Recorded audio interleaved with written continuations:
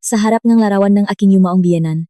Habang pinapanot ko ang makapal na usok ng insenso na dahan-dahang lumulutang at bumabalot sa kaniyang kwadro, wala kahit munting kurot ng habag o lungkot sa aking puso. 3 araw pa lang ang nakalilipas, ang mismong babaeng ito ang naghain sa akin ng isang mangkok ng mamahaling sopas na pugat ng ibon na hinaluan ng matapang na pampatulog. Inihanda niya ang pinto sa likod, nakipagkasundo sa mga kilalang masasamang elemento sa lipunan, at nilinis ang daan para makapasok ang na ito sa aking silid upang gawan ako ng isang malalaswang video. Nais niyang gamitin ang maruming bidyong iyon para pilitin akong isuko ang aking mga ari-arian at ang pamamahala sa kumpanya, ngunit masyadong mababa ang tingin niya sa akin. Sa sandaling ng pag-agaw buhay ng aking kamalayan, kinagat ko ng buong lakas ang dulong aking dila upang magising. Pagkatapos ay gumawa akong isang bagay na hanggang ngayon, kapag naisip ko, ay itinuturing ko pa ring pinakamakatarungang kabayaran. Pinukpok ko para mawalan ng malay ang kaniyang paboritong anak na babae. Pinalitan ko ang aking posisyon ng mismong katawan nito, at inilok ang pinto mula sa labas. Kinaumagahan, nang masaya niyang itinulak ang pinto para pumasok, sa pag-aakalang makukuha na niya ang video para pilitin akong pumirma sa mga dokumento, ang tumambat sa kaniyang mga mata ay ang sarili niyang anak na babae na nakahandusay sa gulo-gulong kama. Dahil sa epekto ngamot, walang kamalay-malay ang kaniyang anak habang patuloy na umaandar ang pulang ilaw video kamera. Ang kaniyang tili ay nakpunit sa katahimikan ng umagang iyon, isang tili ng labis na gulat, kahihiyan, at matinding takot. Inatake siya ng alta presyon at agad na bumagsak sa sahing silid na iyon. Sinasabi ngang katao sa labas na ang bahay na ito ay may sumpa, ngunit alam ko nang napakalinaw na walang sumpa. Ang kasakiman lamang ng tao ang naktulak sa kanila sa sarili nilang hukay. Hayaan ninyong ikuwento ko sa inyo kung paano nagsimula ang lahat. Ako si Katrina, 32 taong gulang, namamahala sa isang malaking kumpanya na nag-aangkat at namamahagi ng mamahaling produkto sa Pilipinas. Ipinanganak akong may gintong kutsara sa bibig, ang nag-isang anak ng isang tanyak na pamilya ng manegosyante sa lungsod ng Makati. Nang mamatay ang aking mamagulang sa isang trahedya sa 4 na taon na ang nakalilipas, ang buong imperyo ng aming pamilya ay napunta sa aking nga kamay sa panahong ako ay pinakamahina, nagluluksa, at nalilito. Doon sumulpot sa buhay ko si Mateo. Isa siyang civil engineer, may hitsura, mahinhin magsalita, at ang kaniyang mamata ay laging may ningning katapatan. Palagi siyang nasa tabi ko, inaalagaan ako sa bawat pagkain at pagtulog, hindi iniisip ang agwat ng aming estado sa buhay. Minsang tumayo siya sa ilalim ng malakas na ulan ng 3 oras para lamang maibilhan ako ng paborito kong arroz caldo na may ribs. Naniwala ako, inakala kong iyon ang tunay na pag-ibig ng aking buhay. Nagpasya akong pakasalan siya sa kabilangang nababala ng aking mga kasamahan sa negosyo noong araw ng aming kasal. Inilipat ko si Mateo sa aking marangyang mansyon na may lawak na mahigit 500 metro kwadrado sa isang eksklusibong subdibisyon sa Forbes Park. Hindi nagtagal, nakiusap sa akin si Mateo na kung maaari ay patuluyin sa aming bahay ang kaniyang ina na si Aling Teresa at ang kaniyang nakababatang kapatid na si Nicole mula sa probinsya para maging mas masigla ang tahanan. Noong panahong iyon, simple lang ang iniisip ko, bilang manangasawa, tungkulin kong alagaan ang aking biyenan. Ang pagkakaroon ng karagdagang tao sa malaking mansyon na ito ay wala namang kaso sa akin. Ngunit nakamali ako. Ang pagdating ng maginang iyon ang naging simula ng isang impyerno sa lupa na hindi ko namamalayan. Napakalaki naman ng bahay na ito, para talagang palasyo, sabi ni Aling Teresa. Nicole, tingnan mo, simula ngayon magbabago na ang buhay natin. Hindi na natin kailangang tumira sa maliit at tumutulong barong-barong na iyon sa probinsya. Tingnan mo ang closet ni Ate Katrina, punong-puno nga mamahaling designer bags tulad ng Chanel at Hermes. Balang araw, hihiramin ko ang nga ito para ipakmalaki sa makaibigan ko. Dahil pamilya na tayo, ang mga gamit niya ay gamit na rin natin, hindi ba, Ma? Sabi ni Nicole. Sige lang, anak, ang kuya mo na ngayon ang may-ari ng bahay na ito. Ang babaeng may asawa ay dapat magpasakop at isuko ang pamamahalangang ari-arian sa lalaki. Bukas sasabihin ko kay Mateo na kunin ang lahat ng titulo at librong kumpanya. Dahil kapag babae ang may hawak ng kapangyarihan, masisira lang ang lahat. Iyon ang pag-uusap na aksidente kong narinig sa mismong unang araw ng kanilang pagtapak sa aking bahay. Noong panahong iyon, inisip ko lang na galing sila sa hirap kaya nakaramdam ng inggit at nakapagsalita nga hindi magagandang bagay. Nagpasya akong palakpasin ito. Binilhan ko si Aling Teresa nga mamahaling vitamins at supplements. Binayaran ko ang matataas na tuition fee ni Nicole sa isang kilalang international university sa Maynila, binigyan siya ng sariling kotse para sa kaniyang pag-aaral, at binibigyan ko si Aling Teresa ng 50,000 pesos buwan-buwan para sa kaniyang personal na gastusin. Bukod pa sa katotohanang ako ang sumasagot sa lahat ng bayarin sa bahay. Ngunit ang kasakiman ng tao ay walang kabusugan. Habang tumatanggap sila ng higit, lalo nilang iniisip na obligasyon ko iyon. Ang rurok nito ay nitong nakarang araw. Nang maksimulang makbaho ang trato sa akin ni Mateo, palagi siyang umuwi ng madaling araw na amoy alak. Sa tuwing nagtatanong ako, nagagalit siya at sinasabing stress siya sa trabaho dahil sa mamahihirap na kliyente. Nagsimula na rin siyang magmungkahi na ilipat ko sa kaniyang pangalan ang ilang shares ng kumpanya para makaroon siya ang boses sa harap ng mga shareholders upang walang humamak sa kaniya bilang isang lalaking umaasa lang sa kaniyang mayayamang asawa. Ako ay isang negosyante. Mahal ko ang aking asawa, ngunit hindi ako bulag para isuko ang pinahirapan ng aking na magulang sa isang taong walang kakayahang mamahala. Magalang ko itong tinanggihan, at simula sa araw na iyon, ang kapaligiran sa bahay ay naging napakabigat, punong nakatagongput. Bumukso ang unos noong isang gabi ang Biyernes. Ang buong Kalakhang Maynila ay binabayo ang malakas na ulan at kulog. Noong hapong iyon, tumawag sa akin si Mateo. Katrina, kailangan kong lumipat patungong Cebu ngayon din para ayusin ang isang emergency sa aming construction site. Baka 3 araw ako bago makabalik. Magpahinga ka ng mabuti sa bahay, ha? Alagaan mo ang sarili mo. Mahal na mahal kita. Hindi ako nahinala. Sumagot lang ako ng maikli bago ibinaba ang telepono. Ang hapunan noong gabing iyon ay para lamang sa akin, kay Aling Teresa, at kay Nicole. Ang aming kasambahay ay pinawi ni Aling Teresa sa probinsya noong umagang iyon dahil daw may emergency sa pamilya nito. Ang malaking mansyon ay biglang naging napakatahimik at nakakatakot. Tahimik ang naging hapunan hanggang sa maglabas si Aling Teresa ngang isang mainit na mangkok ngang sopas na pugat ng ibon mula sa kusina. Katrina, inumin mo itong sopas. Nitong manakaraang araw, napapansin kong namumutla ka. Marami kang trabaho at nasa 3 buwan ka pa lang iyong pagbubuntis, kailangan mong magpalakas. Buong hapon ko itong niluto, ipinabili ko pa ito sa isang kakilala. Tiningnan ko ang mangkok na may mabangong usok. Ang biglaang pagpapakita ang kabaitan ni Aling Teresa ay nagdulot sa akin ng kaunting pagdududa. Karaniwan ay wala siyang pakialam sa akin. Bukod pa rito, palagi siyang nagpapakita ang kawalang kasiyahan sa aking pagbubuntis dahil gusto niya nga, lalaking apo. Samantalang ang sabi ang doktor ay babae ang aking dinadala. Iwan niyo muna riyan, ma, mamaya ko na kakainin. Busok pa po ako. Aba, ang arte naman ng hipak ko, sabat ni Nicole. Buong hapon na nagpakahirap si mama para ihanda iyan, tapos hindi mo man lang kakainin habang mainit, baka isipin nga tao na minamalit mo ang lutong aking ina. Tama si Nicole, anak. Kainin mo na para mapasaya mo ako. Huwag mong tanggihan ang pagmamahal ng iyong biyenan. Mas mabuti itong inumin habang mainit para makuha ang buong nutrisyon, sabi ni Aling Teresa. Dahil sa pagpipilit ng magina, hindi na ako nakatanggi. At higit sa lahat, hindi ko inakalang ang isang biyenan ay magagawa ang ganun kasamang bagay sa loob mismo ng aming tahanan. Kinuha ko ang kutsara at dahan-dahang kinain ang sopas. Matamis ang lasa nito ngunit may kaunting pait sa dulo ang aking lalamunan. Inisip ko na baka may inihalong herbal na gamot si Aling Teresa kaya hindi ko na pinansin. Kinain ko ang buong sopa sa ilalim ng matatalas na titing ng mag-ina. Pagkatapos, nagpaalam ako para umakyat sa aking silid upang magpahinga. Pagkatapak ko pa lang sa 10 baitang ng hagdan, naramdaman ko ang isang matinding pagkahilo. Parang umiikot ang buong bahay sa aking paningin. Nanghina ang aking makamay at paa, mabilis na tumibok ang aking puso, at nahirapan akong huminga. Kumapit ako ng mahigpit sa hawakan ng hagdan, ngunit dahan-dahang pumikit ang aking mga mata sa matinding antok na dumating ng napakabilis at napakalakas. Hindi ito karaniwang pagod ng isang buntis, ito ay epekto ang gamot.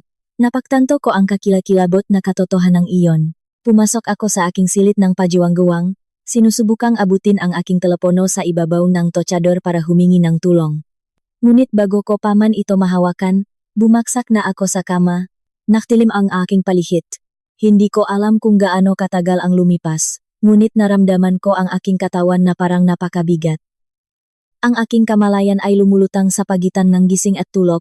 Hindi ko maidilat ang aking mga mata, paralisado ang aking mga kamay at paa, ngunit dahan-dahang bumalik ang aking pandinig. Narinig ko ang mayaba ng paa, ang tunong ng susi, at ang pabulong na usapan sa tabi ng aking kama. Napakabilis gumana ang gamot na ito. Oo nga, ma. Tingnan mo kung may malay pa siya. Subukan mo siyang tapikin. Ate Katrina, tulok na siya, ma, ang pampatulok na ibinigay ni Kuya Mateo ay talagang napakatapang. Kinurot ko na siya pero hindi man lang gumagalaw. Ang masalitang iyon ni Nicole ay parang kuryenteng gumising sa aking utak. Ang aking asawa ang lalaking nagpanggap na lumipat patungong Cebu para sa trabaho ang mismong nagbigay ng pampatulok sa kaniyang ina at kapatid para lasunin ako. Parang pinipiga ang aking puso, ang pagtataksil na ito ay mas masakit pa sa anumang lason sa mundo. Pinilit kong i-lock ang aking panga para hindi makagawa ang anumang tunog. Alam kong kapag nalaman nilang nagigising na ako, papatayin nila ako agad. Kailangan kong magpanggap na walang malay para marinig kung ano pa ang balak gawin ng demonyong ito. Mabuti naman. Tinawagan mo na ba ang grupo ni Santi? Tanong ni Aling Teresa. Sabihin mo sa kanila na pumasok sa pinto sa likod. Iniwan ko nang bukas ang lock. Nag-text na ako. Ma. Sabi nila, 15 minuto na lang at narito na sila. Pero ma, sigurado ka ba rito? Paano kung magising siya sa gitna ng proseso? Mararahas ang matauhan ni Santi. Kapag namatay siya, hindi natin makukuha ang pera. Huwag kang mag-alala, tanga. Sinabi na ni Mateo na ang gamot na ito ay magpapatulog sa kaniya ngang hindi bababa sa 8 oras. Hayaan mong pumasok ang 5 lalaking iyon para gawan siya ngang malalaswang bagay. Siguraduhin mong nakatutok ng maayos ang video kamera sa ibabaw ng aparador para malinaw ang kuha. Bukas ang umaga kapag nagising siya at nakita ang kaniyang sarili sa ganoong kalagayan kasama ang video, luluhod siya para magmakaawa sa pamilya natin. Sa panahong iyon, kung ayaw niyang isuko ang kumpanya o ang mga titulong lupa, wala siyang magagawa. Kung lumaban siya, ikakalat natin ang video sa internet para mapahiya siya sa buong bansa. Isang kilalang babaeng negosyante na nasira ang reputasyon habang buntis. Wala siyang lakas para lumaban. Napakagaling mo talaga, ma. Ang luya ay lalong umaanghang habang tumatagal. Pero paano ang bata sa kaniyang sinapupunan? Mas mabuti pa ngang mawala iyon. Kung magaspang ang gawin ng malalaking iyon at makunan siya, mas bawas sa problema. Matagal ko nang ayaw sa batang iyon dahil alam kong babay ang dinadala niya. Kapag may pera at kapangyarihan na si Mateo, marami namang ibang babae ang handang magsilang ng lalaking anak para sa kaniya. O siya, lumabas ka na sa sala at magbantay. Kapag dumating sila, iakyat mo agad dito. Ako naman ay babalik sa aking silid at magpapanggap na uminom ng sleeping pill para mahimbing ang tulog ko buong gabi. Bukas ng umaga, magsisimula ang palabas ko bilang isang biyenan na nag-alala sa kaniyang manangangasawa. Ang bawat salita ngang magina ay parang malasong kutsilyo na sumasaksak sa aking puso. Ang kanilang kasamaan ay lampas sa imahinasyon ng isang normal na tao. Hindi lang nila gustong agawin ang aking maari-arian, nais din nilang sirain ang aking pagkatao, patayin ang aking anak sa sinapupunan, at ang utak sa likod ng lahat ng ito ay ang mismong asawang natutulog sa tabi ko gabi-gabi. Ang halit sa aking puso ay bumukso na parang sumasabog na bulkan. Hindi ako maring mamatay dito. Hindi ko hahayaang makuha nila ang kanilang gusto. Kailangan kong mabuhay. Kailangan kong magiganti. Narinig ko ang papalayong mga yabak ni Nicole at Aling Teresa, kasunod ng malakas na tunog ng pagsasara ng pinto. Ang silid ay nabalot ng dilim. Alam kong may mas mababa sa 15 minuto na lang ako bago dumating ang mga masasamang elemento. Mabigat pa rin ang aking katawan. Napakalakas pa rin ng epekto ng pampatulog. Kinagat ko muli ang aking dila ng buong lakas gamit ang buong natitirang lakas ng isang inang nagtatanggol sa kaniyang anak. Ang lasang dugo ay napuno sa aking bibig.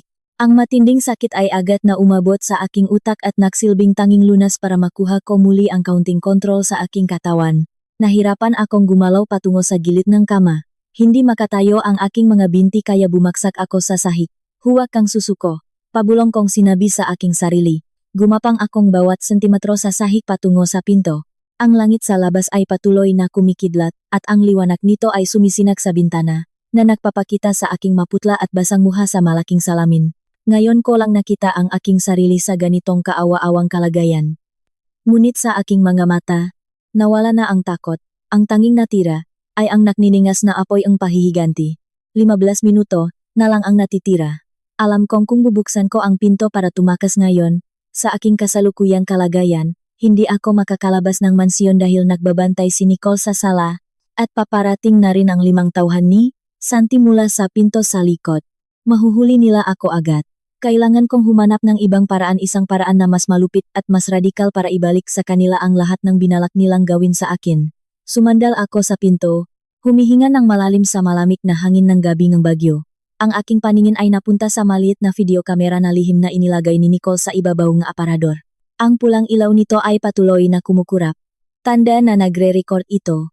Isang bali, matapang, at malupit na plano ang pumasok sa aking isip. Nais nilang kumuha ng video para sirain ako. Gusto nilang ang biktima sa kamang iyon.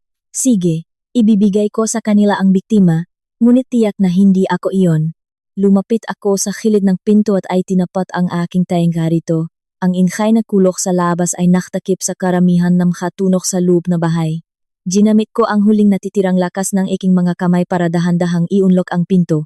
May narinig akong kaunting tunok at binuksan kong bahagya ang pinto. Sa sala sa ibaba, nakahiga si Nicole sa sofa habang nagtitiktok sa kaniyang telepono. May suot na wireless earphones at sumasayaw pa sa ritmo ng musika. Kampantasya dahil sa matapang na pampatulok na ibinigay ni Mateo. Hindi niya alam na ang kaniyang katapusan ay nakatayo na sa kaniyang itaas.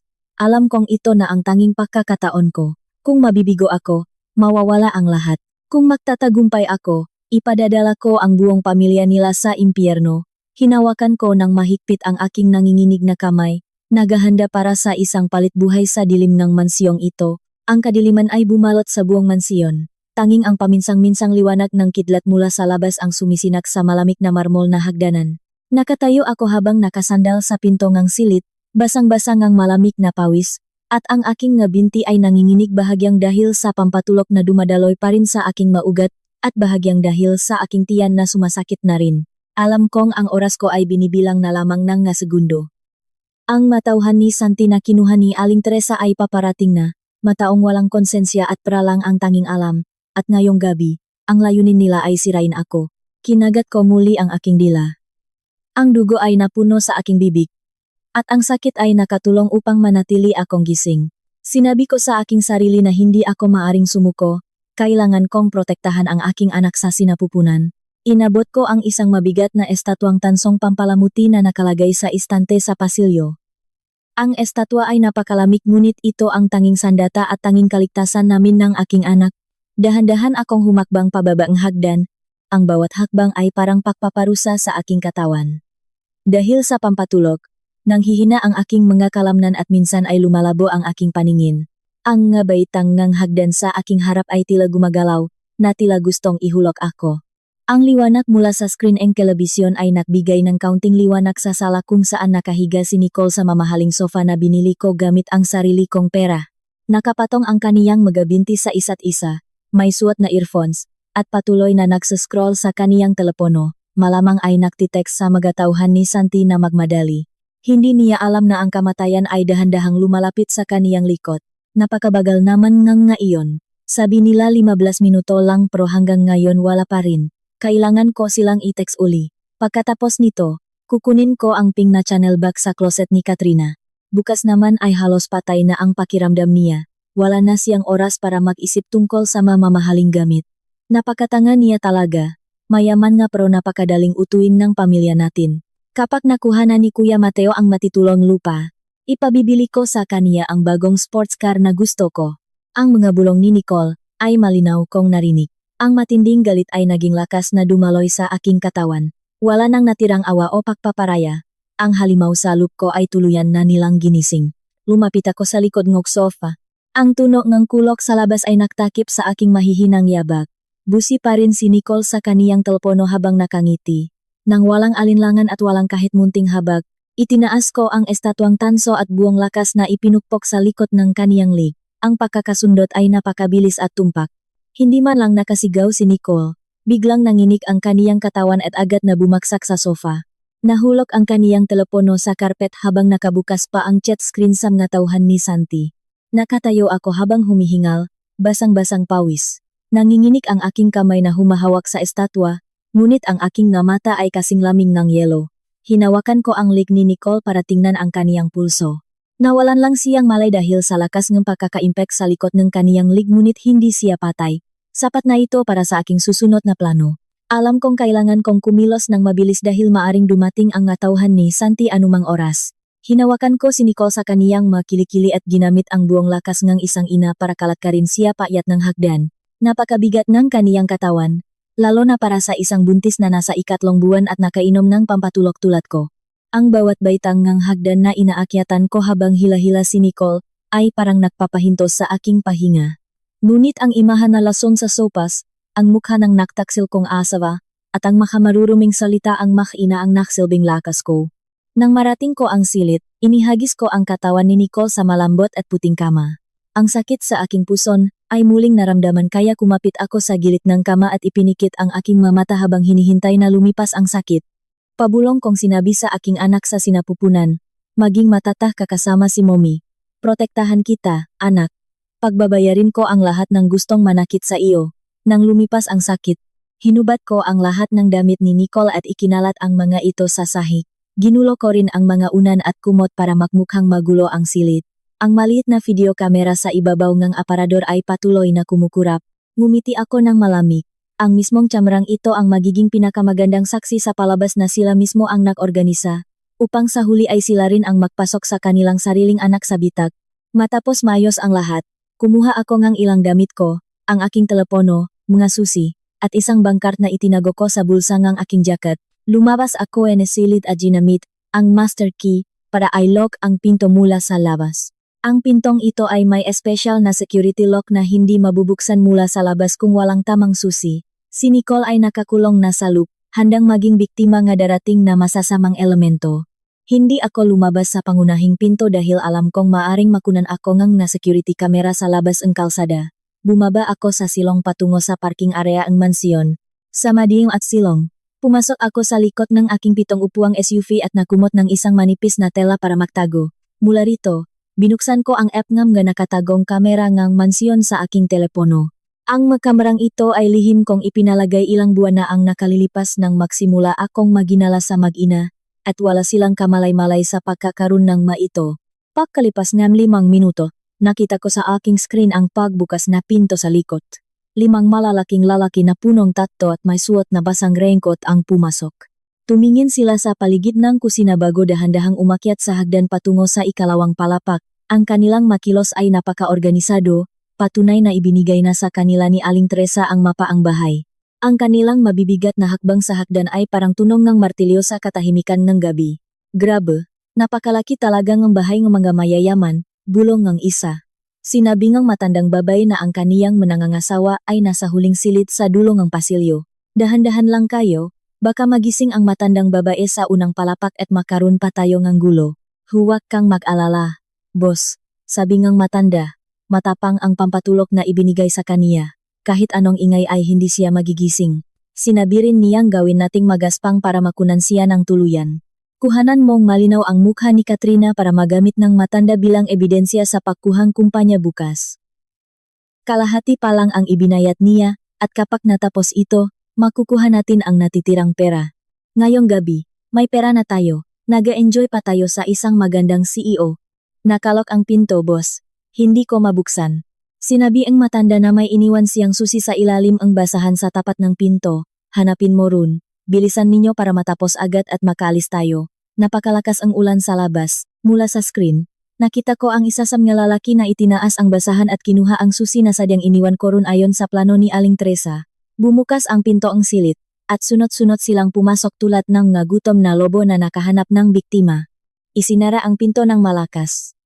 Ang mamagugulong tunog, bastos na tawanan, at ang ginggay energy pakikipagbuno ay nagsimulang marinig sa likod energy makapal na pinto.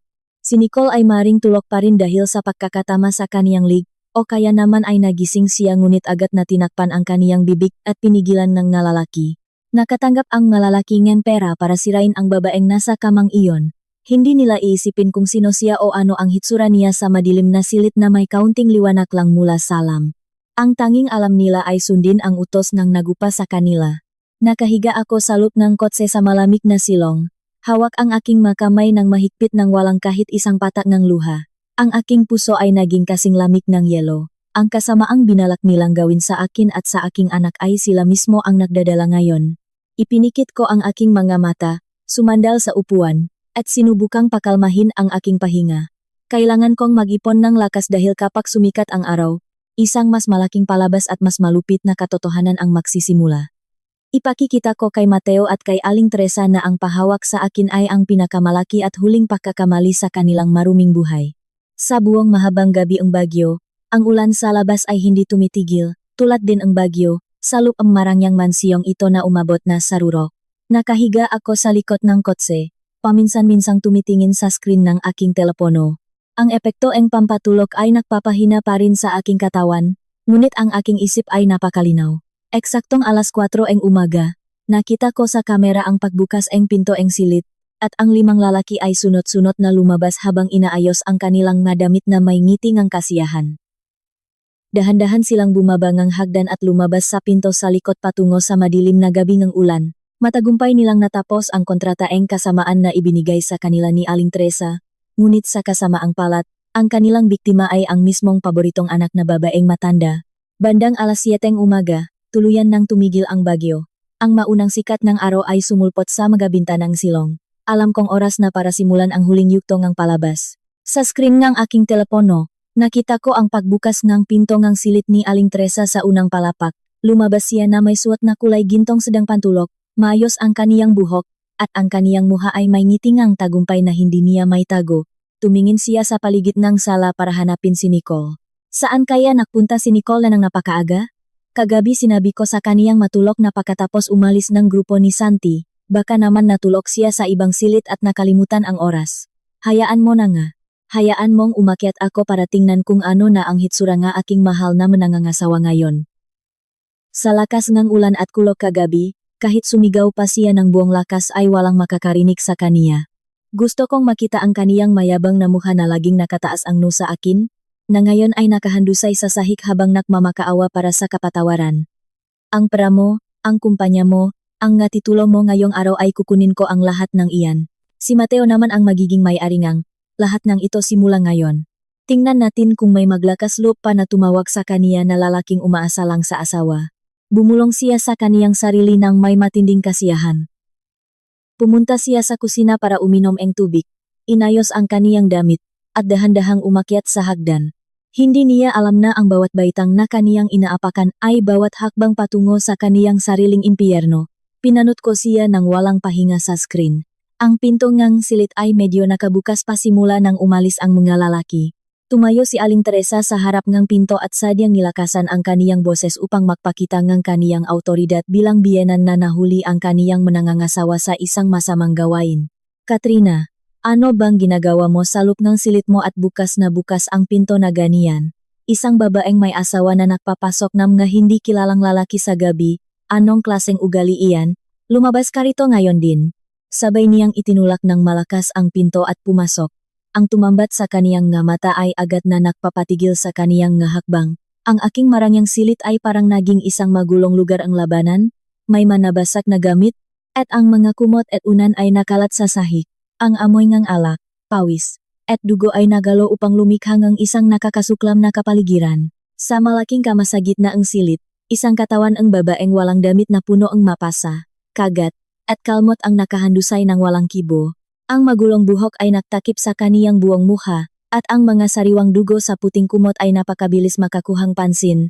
Aba, napakamarahas naman ng grupo ni Santi. Binugbok ba nila siyang ganito? Bagay lang sa iyo, para matuto kang huwag akong maliitin bilang biyenan mo. Walang kahit munting awa o takot sa kaniyang boses. Sa halip, tumawa siya ng malakas. Lumapit sa ibabaw nga aparador, at kinuha ang maliit na video kamera. Tiningnan niya ang record ng video at pinuri ang kaniyang sariling talino. Matapos masigurong na-save ng maayos ang video, dahan-dahan siyang lumapit sa kama. Ginamit niya ang kaniyang paa para tapikin ang bintingang katawang walang kamalay-malay. Hoy Katrina, gising na, sapat na ang pagtulog mo. Kagabi ba ay napagod ka sa 5 lalaki? Ang galing mo naman, buntis ka na nga sa anak ng pamilya namin pero nakdala ka pa ngang ibang lalaki sa bahay. Mayroon akong malinaw na ebidensya ngang video rito. Ngayon, anong balak mo? Kung ayaw mong ipakita ko itong video sa buong bansa para mapahiya ka, pirmahan mo agad ang kasunduan na ilipat ang lahat ng ari-arian at kumpanya sa pangalan ni Mateo. At ang bata sa tiyan mo, sa tindi ang ginawa nila kagabi, tiyak na nakunan ka na. Mas mabuti nga iyon, hindi matatanggap ng pamilya namin ang ganyang uring dumi. Gising na at pumirma. Ang katawan sa ibabaw ng kama ay nanatiling tahimik at walang kilos. Nawalan na ngang pasensya si Aling Teresa. Lumapit siya sa gilid ng kama at hinawakan ang buhok ng babae para hilahin ang muha nito pataas. Sinasabi ko sa iyong huwag kang magpanggap, ang kaniyang salita ay naputol sa kaniyang lalamunan. Nahulog ang video kamera sa kaniyang kamay at nabasag sa sahig. Ang mukhang kaniyang inangat ay hindi ang mukha ni Katrina ang manangangasawa na kaniyang kinamumuhian. Ito ay ang mukha ni Nicole, ang kaniyang sariling paboritong anak na babae na kaniyang isinilang. Ang mukha ni Nicole ay punong pasa at pamamaga, may dugo sa kaniyang labi, at ang kaniyang mga mata ay nakatitig sa itaas ng walang buhay. Sa kaniyang lik at dibdib ay puno nga magamarkang ang karahasan. Nakaranas si Nicole ang isang kakilakilabot na gabingang impyerno sa kamay ng mga lalaking mismong ina niya ang nagupa. Nicole, Diyos ko, hindi maari, hindi maari. Ang tili ni Aling Teresa ay napakalakas, na tila nagpunit sa katahimikan ng umaga. Hindi na ito tilingang tao kundi tiling ng isang hayop na nasaktan ng matindi. Lumapit siya at niyanik ang katawan ng kaniyang anak habang nanginginig ang kaniyang mga kamay na hinahawakan ang duguhang mukha ni Nicole.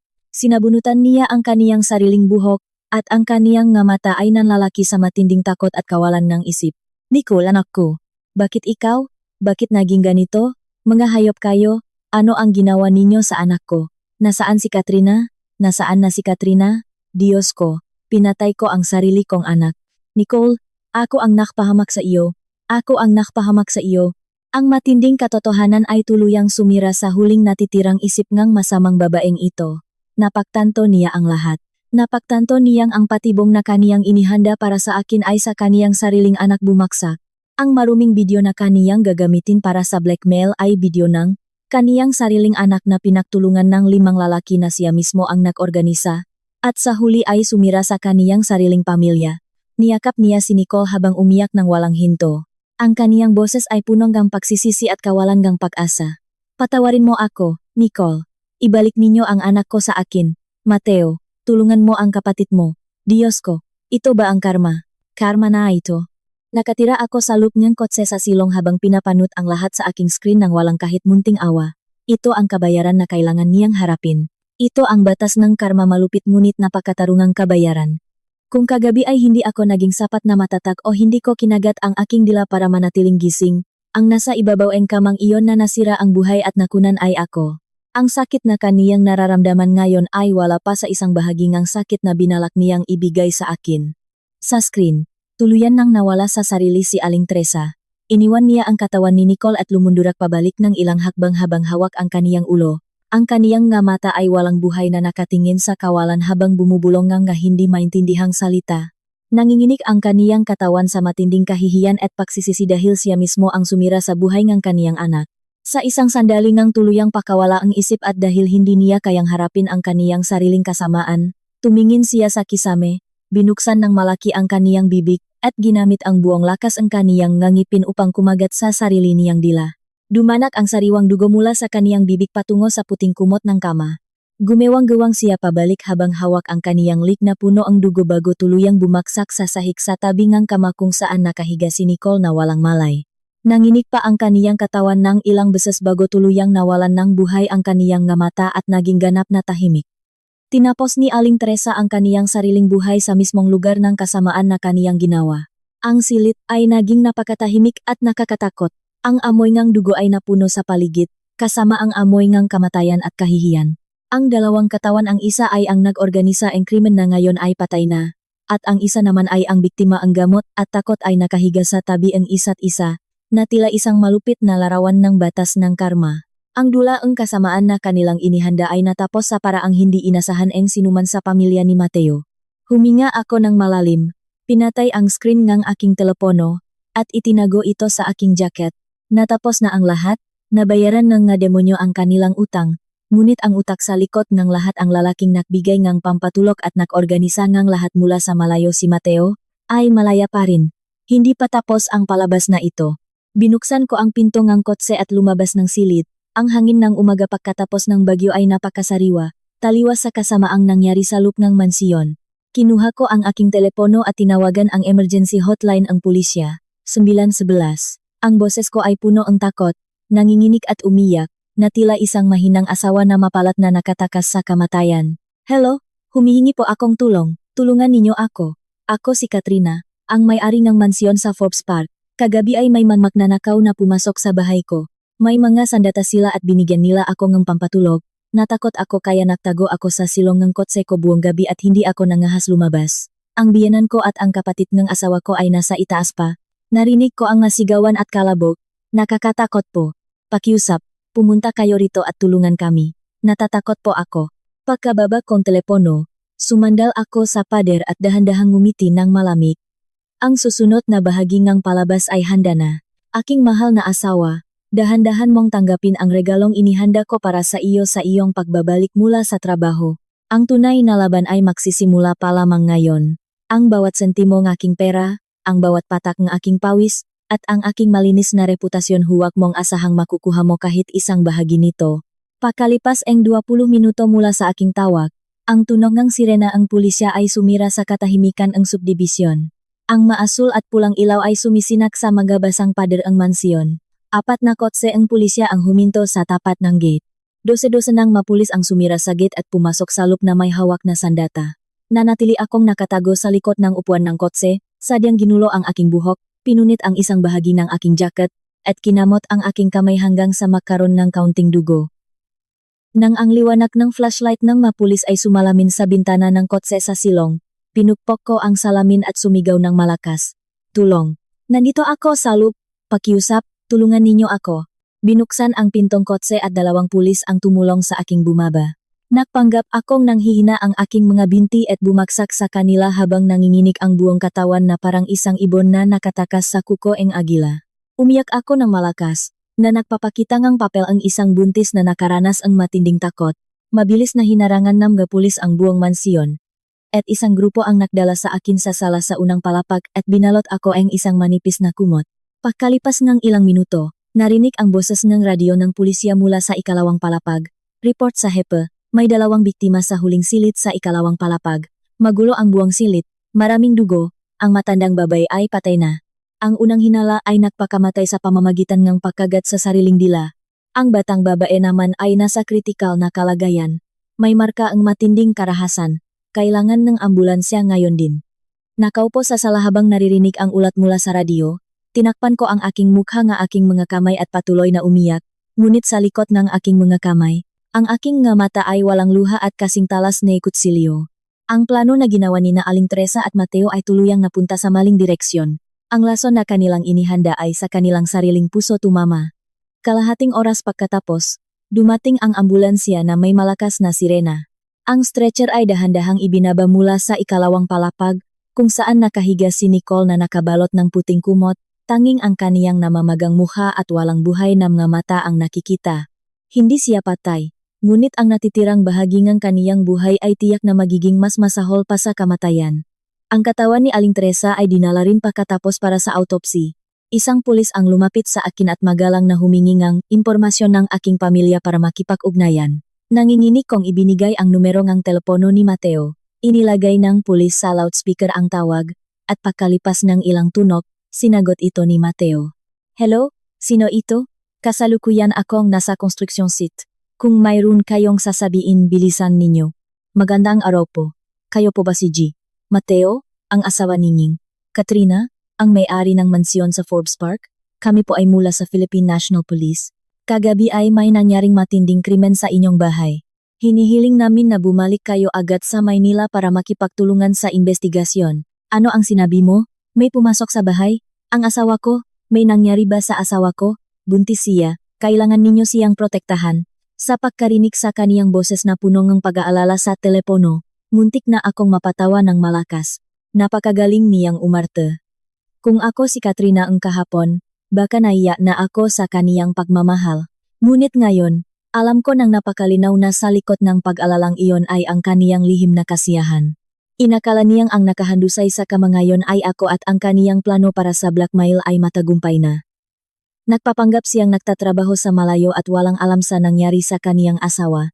Ang asawa mong si Katrina ay mapalat na nakatago at walang sugat. Ngunit ang iyong ina at kapatid ay napahamak. Ang iyong inang si Aling Teresa ay patay na, habang ang kapatid mong si Nicole ay nasa ospital sa kritikal na kalagayan at may matinding takot sa isip. Hinihiling namin na kumuha ka ang pinakaunang flight pabalik. Naging napakatahimik sa kabilang linya. Sa loop ng 10 segundo, walang narinig na tunok. Maari kong maimaginan ang mukha ni Mateo ngayon na naging maputla, nang walang dugo. Ang kaniyang kasiyahan ay agad na nawala.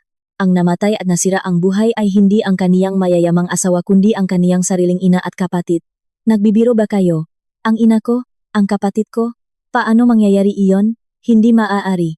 Babalik ako ngayon din. Ibinaba ni Mateo ang telepono ng mabilis.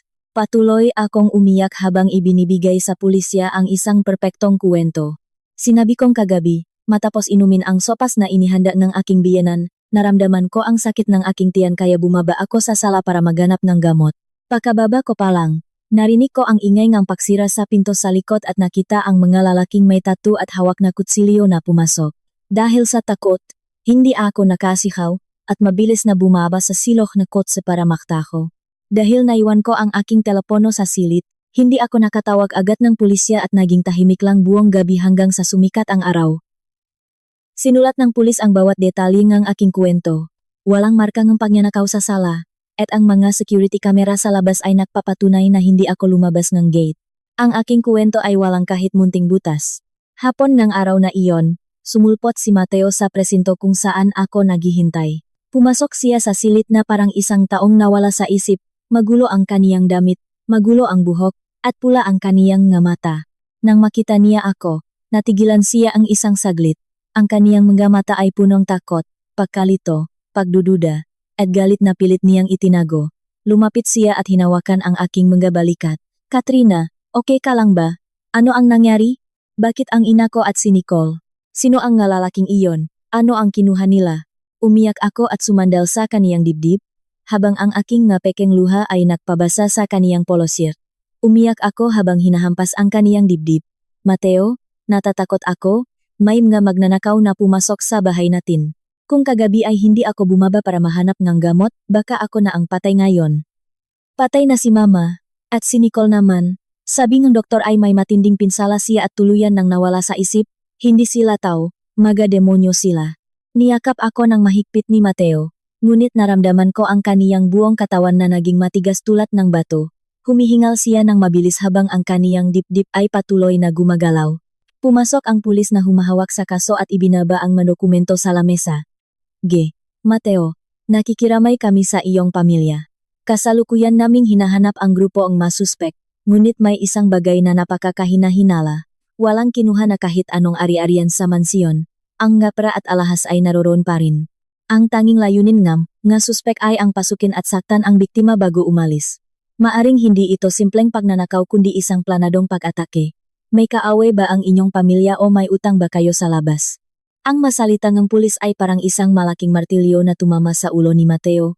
Gumewang-guwang siya pabalik at binitawan ako, habang ang kaniyang mukha ay naging maputla. Kaaway? Utang? Alam niya nang napakalinaw na ang mga lalaking iyon ay inupa ang kaniyang ina, ngunit bakit hindi ako ang sinaktan kundi si Nicole? Bakit nagbago ang plano? Tumingin siya sa akin ng matagal para mahanap ng sagot sa aking mga mata, ngunit ang kaniyang nakita lang ay ang aking mga matang puno ng luha, takot, at pagkalito. Alam kong simula sa sandaling ito, mabubuhay si Mateo sa matinding pagdududa at pagkalito hanggang sa tuluyang mawala sa isip. Ang aking palabas ay nagsisimula pa lamang. Matapos ang trabaho sa presinto, ginamit ko ang dahilan na ang aking isip ay hindi pa handa para bumalik sa maruming mansyong iyon. Lumipat ako sa aking luxury condo sa Bonifacio Global City, BGC. Isang ari-ariang nakapangalan lamang sa akin na walang alam ang pamilya ni Mateo. Ginamit naman ni Mateo ang dahilan na kailangan niyang manatili sa ospital para sa autopsy ng kaniyang ina at pag-alaga kay Nicole na nasa psychiatric ward. Nagpanggap siyang busy at malungkot, ngunit alam kong natatakot siyang harapin ako dahil baka alam ko na ang katotohanan o baka matanggal ko ang kaniyang maskara ng kabaitan. Nang makarating ako sa aking kondo, agad kong tinawagan si Diego. Si Diego ay aking pinagkakatiwalaang asistan, na tinulungan at pinalaki ng aking yumaong ama. Siya ay tapat, matalino, at napakabilis kumilos sa negosyo. Pagkalipas ngang isang oras, dumating si Diego sa aking kondo. Nang makita niya ang aking pagod na mukha ngunit may matatalas na mata, alam niyang may napakahalagang bagay na nangyari. Diego, gamitin mo ang lahat ng iyong koneksyon para imbestigahan ang lahat ng galaw ng pera at mga relasyon ni Mateo sa nakalipas na 6 na buwan. Mahukay ka ng malalim. Huwag kang mag-iwan ng kahit anong detalye, pati na ang ma-illegal casinos o mapautang sa labas. Ate Katrina, ano po ba ang nangyari? May kinalaman ba si Kuya Mateo sa nangyari sa mansyon kagabi? Ngumiti ako ng malamig na may counting fight ngunit malupit. Ikinuwento ko ng mabilis kay Diego, ang lahat ng nangyari noong gabing iyon mula sa lason sa sopas, ang narinig kong usapan, hanggang sa pagpapalit ko kay Nicole sa kama. Pagkarinig nito, hinawakan ni Diego ang kaniyang mga kamay ng mahigpit, habang ang kaniyang mga ugat sa noo ay lumabas, mga walang hiya sila. Huwag kang mag-alala, Ate Katrina, hahanapin ko ang lahat ng ebidensya sa likod ng kaniyang maginawa. Hindi ako naniniwalang ang isang lalaking umaasa lang sa iyo ay magkakaroon ng lakas ng loob na gumawa ng ganoong kasamang plano kung walang nagtutulak sa kaniya o kung hindi siya gipit. 2 araw ang lumipas na nanatili akong nakasara sa loob ng aking kondo, walang komunikasyon sa labas. Nagpadala si Mateo ngang ilang text messages na puno nga, plastik na salita para kumustahin ang aking kalusugan at sabihing malungkot siya sa nangyari sa kaniyang ina at kapatid. Hindi ko ito sinagot. Nanatili lang akong tumitingin sa screen habang hinihintay ang ulat ni Diego. Gabi nga 2 araw, bumalik si Diego na may hawak na makapal na dokumento. Ang kaniyang mukha ay puno ngalit. Ate Katrina, tingnan mo ito. Si Mateo ay hindi lang nagtaksil sa iyo, isa rin siyang taong baon sa utang at napakamarumi ang pagkatao. Ang kaniyang pagiging mabait at masipag ay isa lamang maskara. Kinuha ko ang mga dokumento at binuksan ang bawat pahina. Ang mga pulang numero ay agad na tumambat sa akin. Lumalabas na sa nakalipas na 1 taon, sa tuwing sinasabi ni Mateo na pupunta siya sa Cebu para sa trabaho, ang totoo ay pumupunta siya sa mga VIP rooms ang malalaking casino sa Okada at Solaire, pati na sa mga underground casinos. Nalulong siya sa sugal at patuloy na natatalo. Noong una, lihim siyang kumuha ang pera sa kaniyang maliit na construction company, at nang malugi ito, nagsimula siyang manggutang sa mga pating sa patong-patong na interes.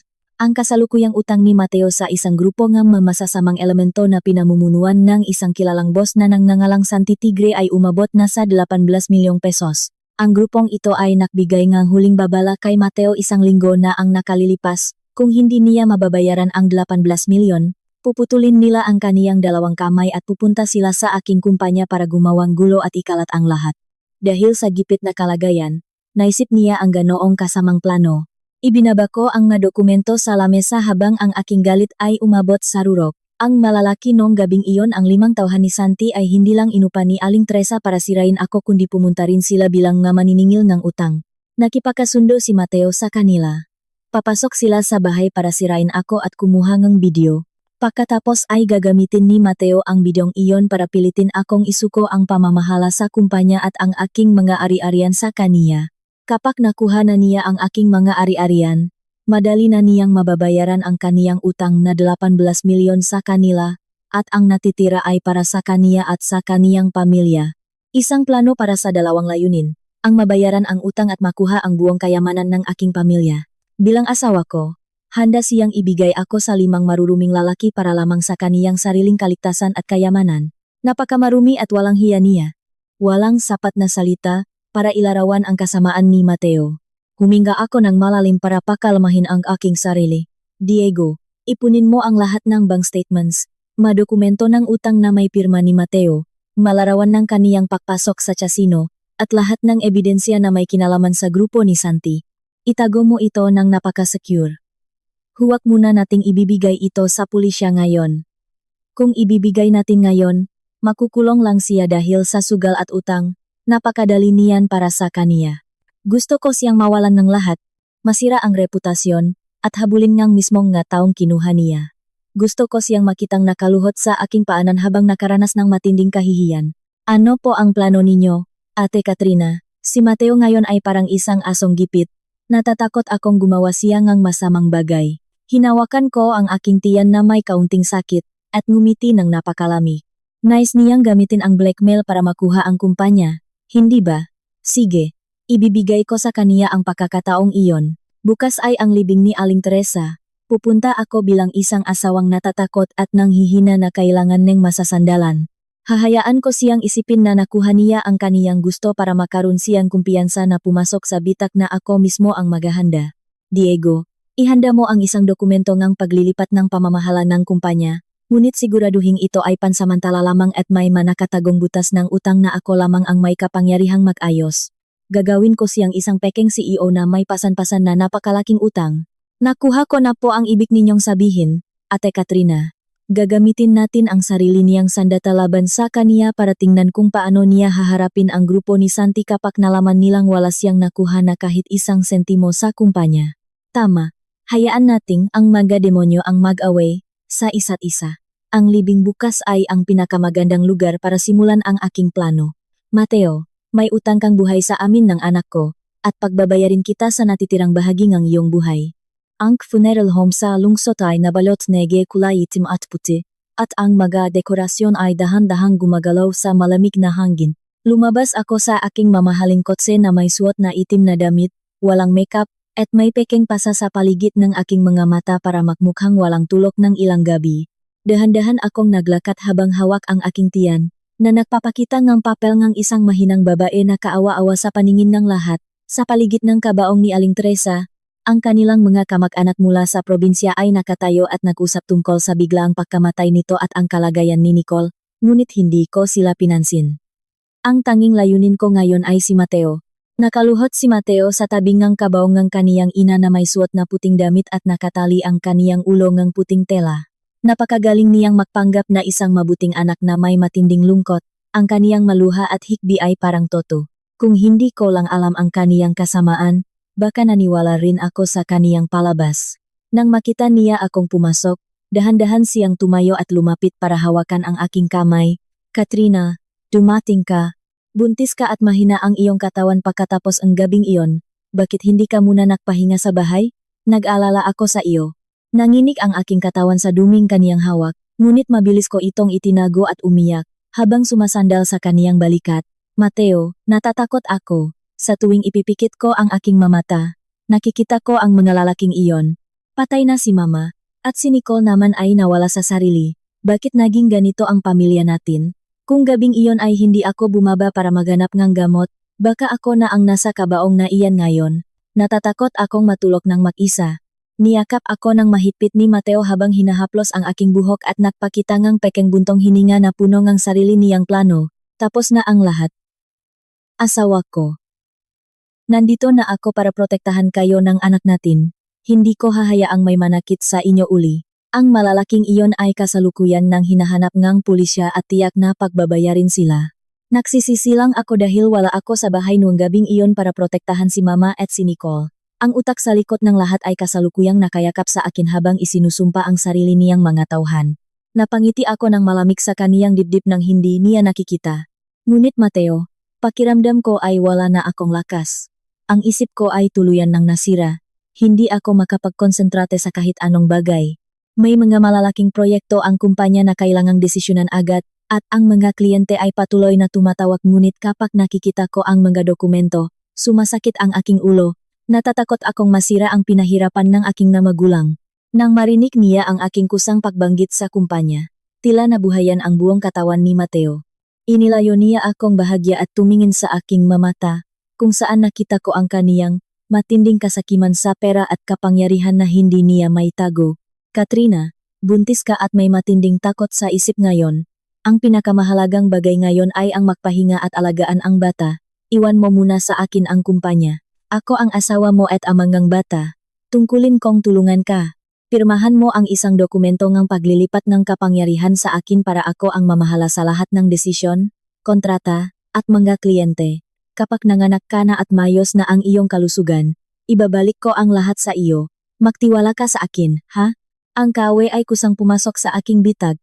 Hindi niya alam na ang dokumentong kaniyang hinihiling ay nasa loob ng aking bag at ito ay isang bomba na sasabog sa kaniya. Nagpanggap akong nangingiyak-ngiyak habang nagsasalita. Ngunit Mateo, ang mga board members ay napakastrikto. Hindi nila madaling tatanggapin ang isang bagong tao na mamahala sa kanila ng walang sapat na karanasan.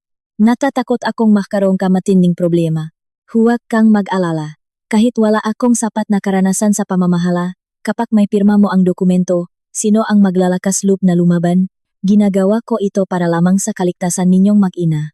Ang kalusugan mo ngayon ang pinakamahalaga.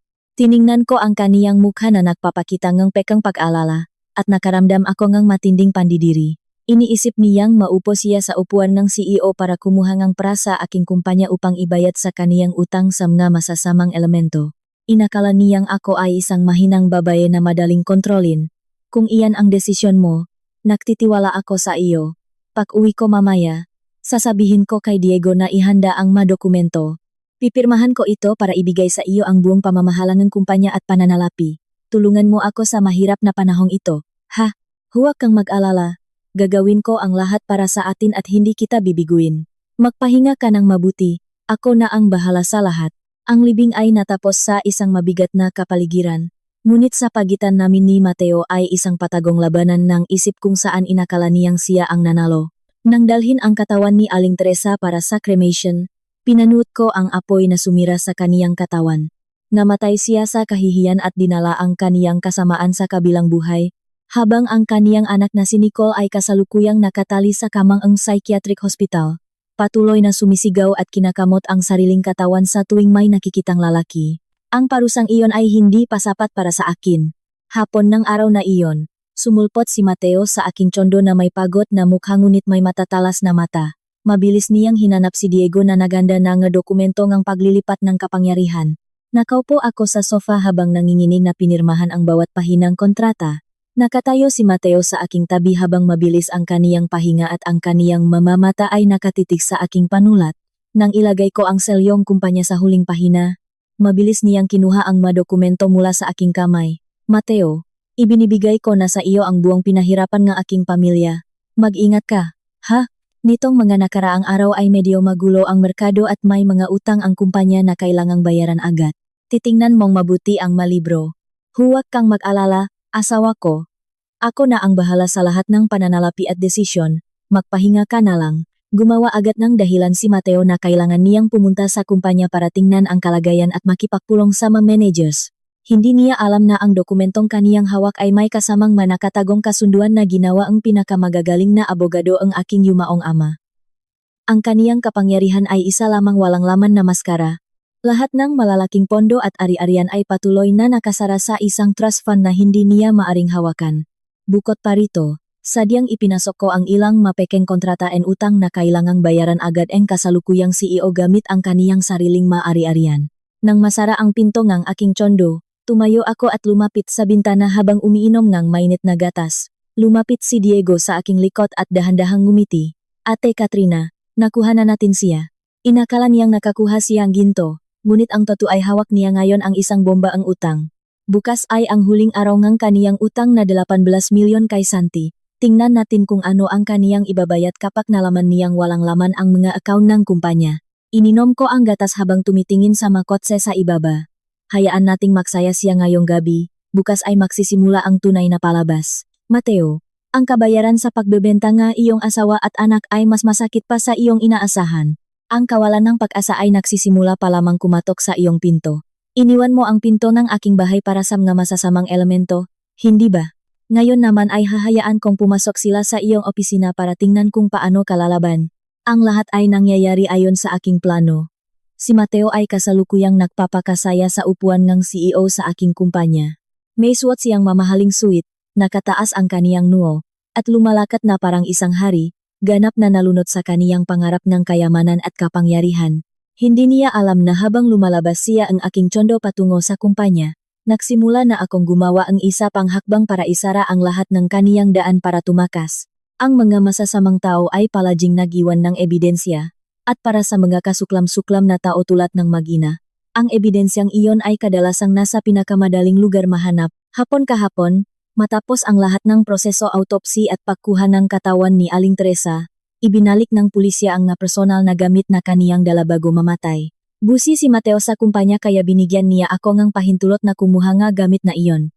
Sa magamit na puno nga amoy ng kamatayan, may isang bagay na partikular kong hinanap ang kaniyang smartphone. May kaunting basag ang screen nito dahil nahulog sa sahig nang mawala siya sa isip sa alta presyon bago tuluyang mamatay.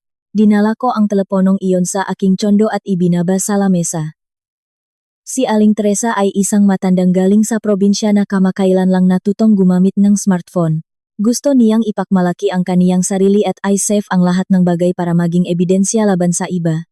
Sigurado akong ang lahat ng usapan at kasunduan sa pagitan niya, ni Mateo, at ng grupo ni Santi ay nakasafe sa loop ng teleponong ito.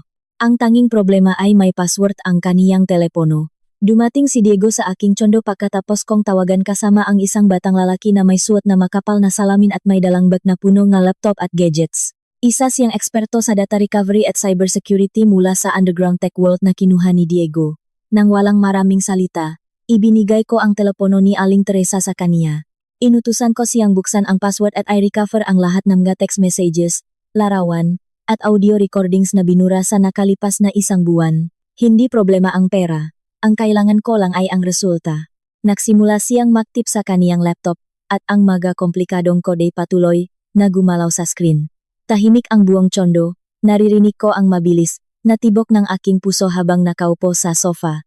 Ang pagkuha ng ebidensya mula sa teleponong ito ay ang pinakamahalagang bahagi ng laban. Ang narinig kong usapan ng magina ay itinuturing lamang na hindi direktang ebidensya, at madaling makakakuha si Mateo ng magaling na abogado para sabihing gawa-gawa ko lang iyon dahil sa takot.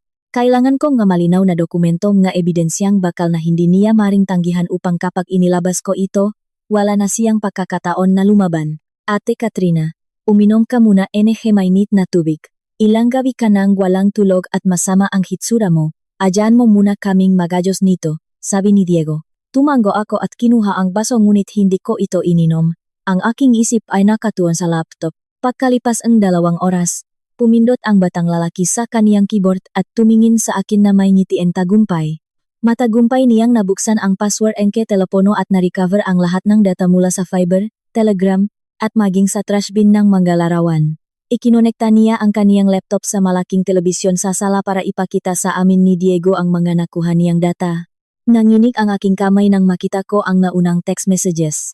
Iyon ay ang chat sa Viber sa pagitan ni Aling Teresa at Mateo noong hapong iyon habang nasa airport si Mateo na nagpanggap na lilipat patungong Cebu.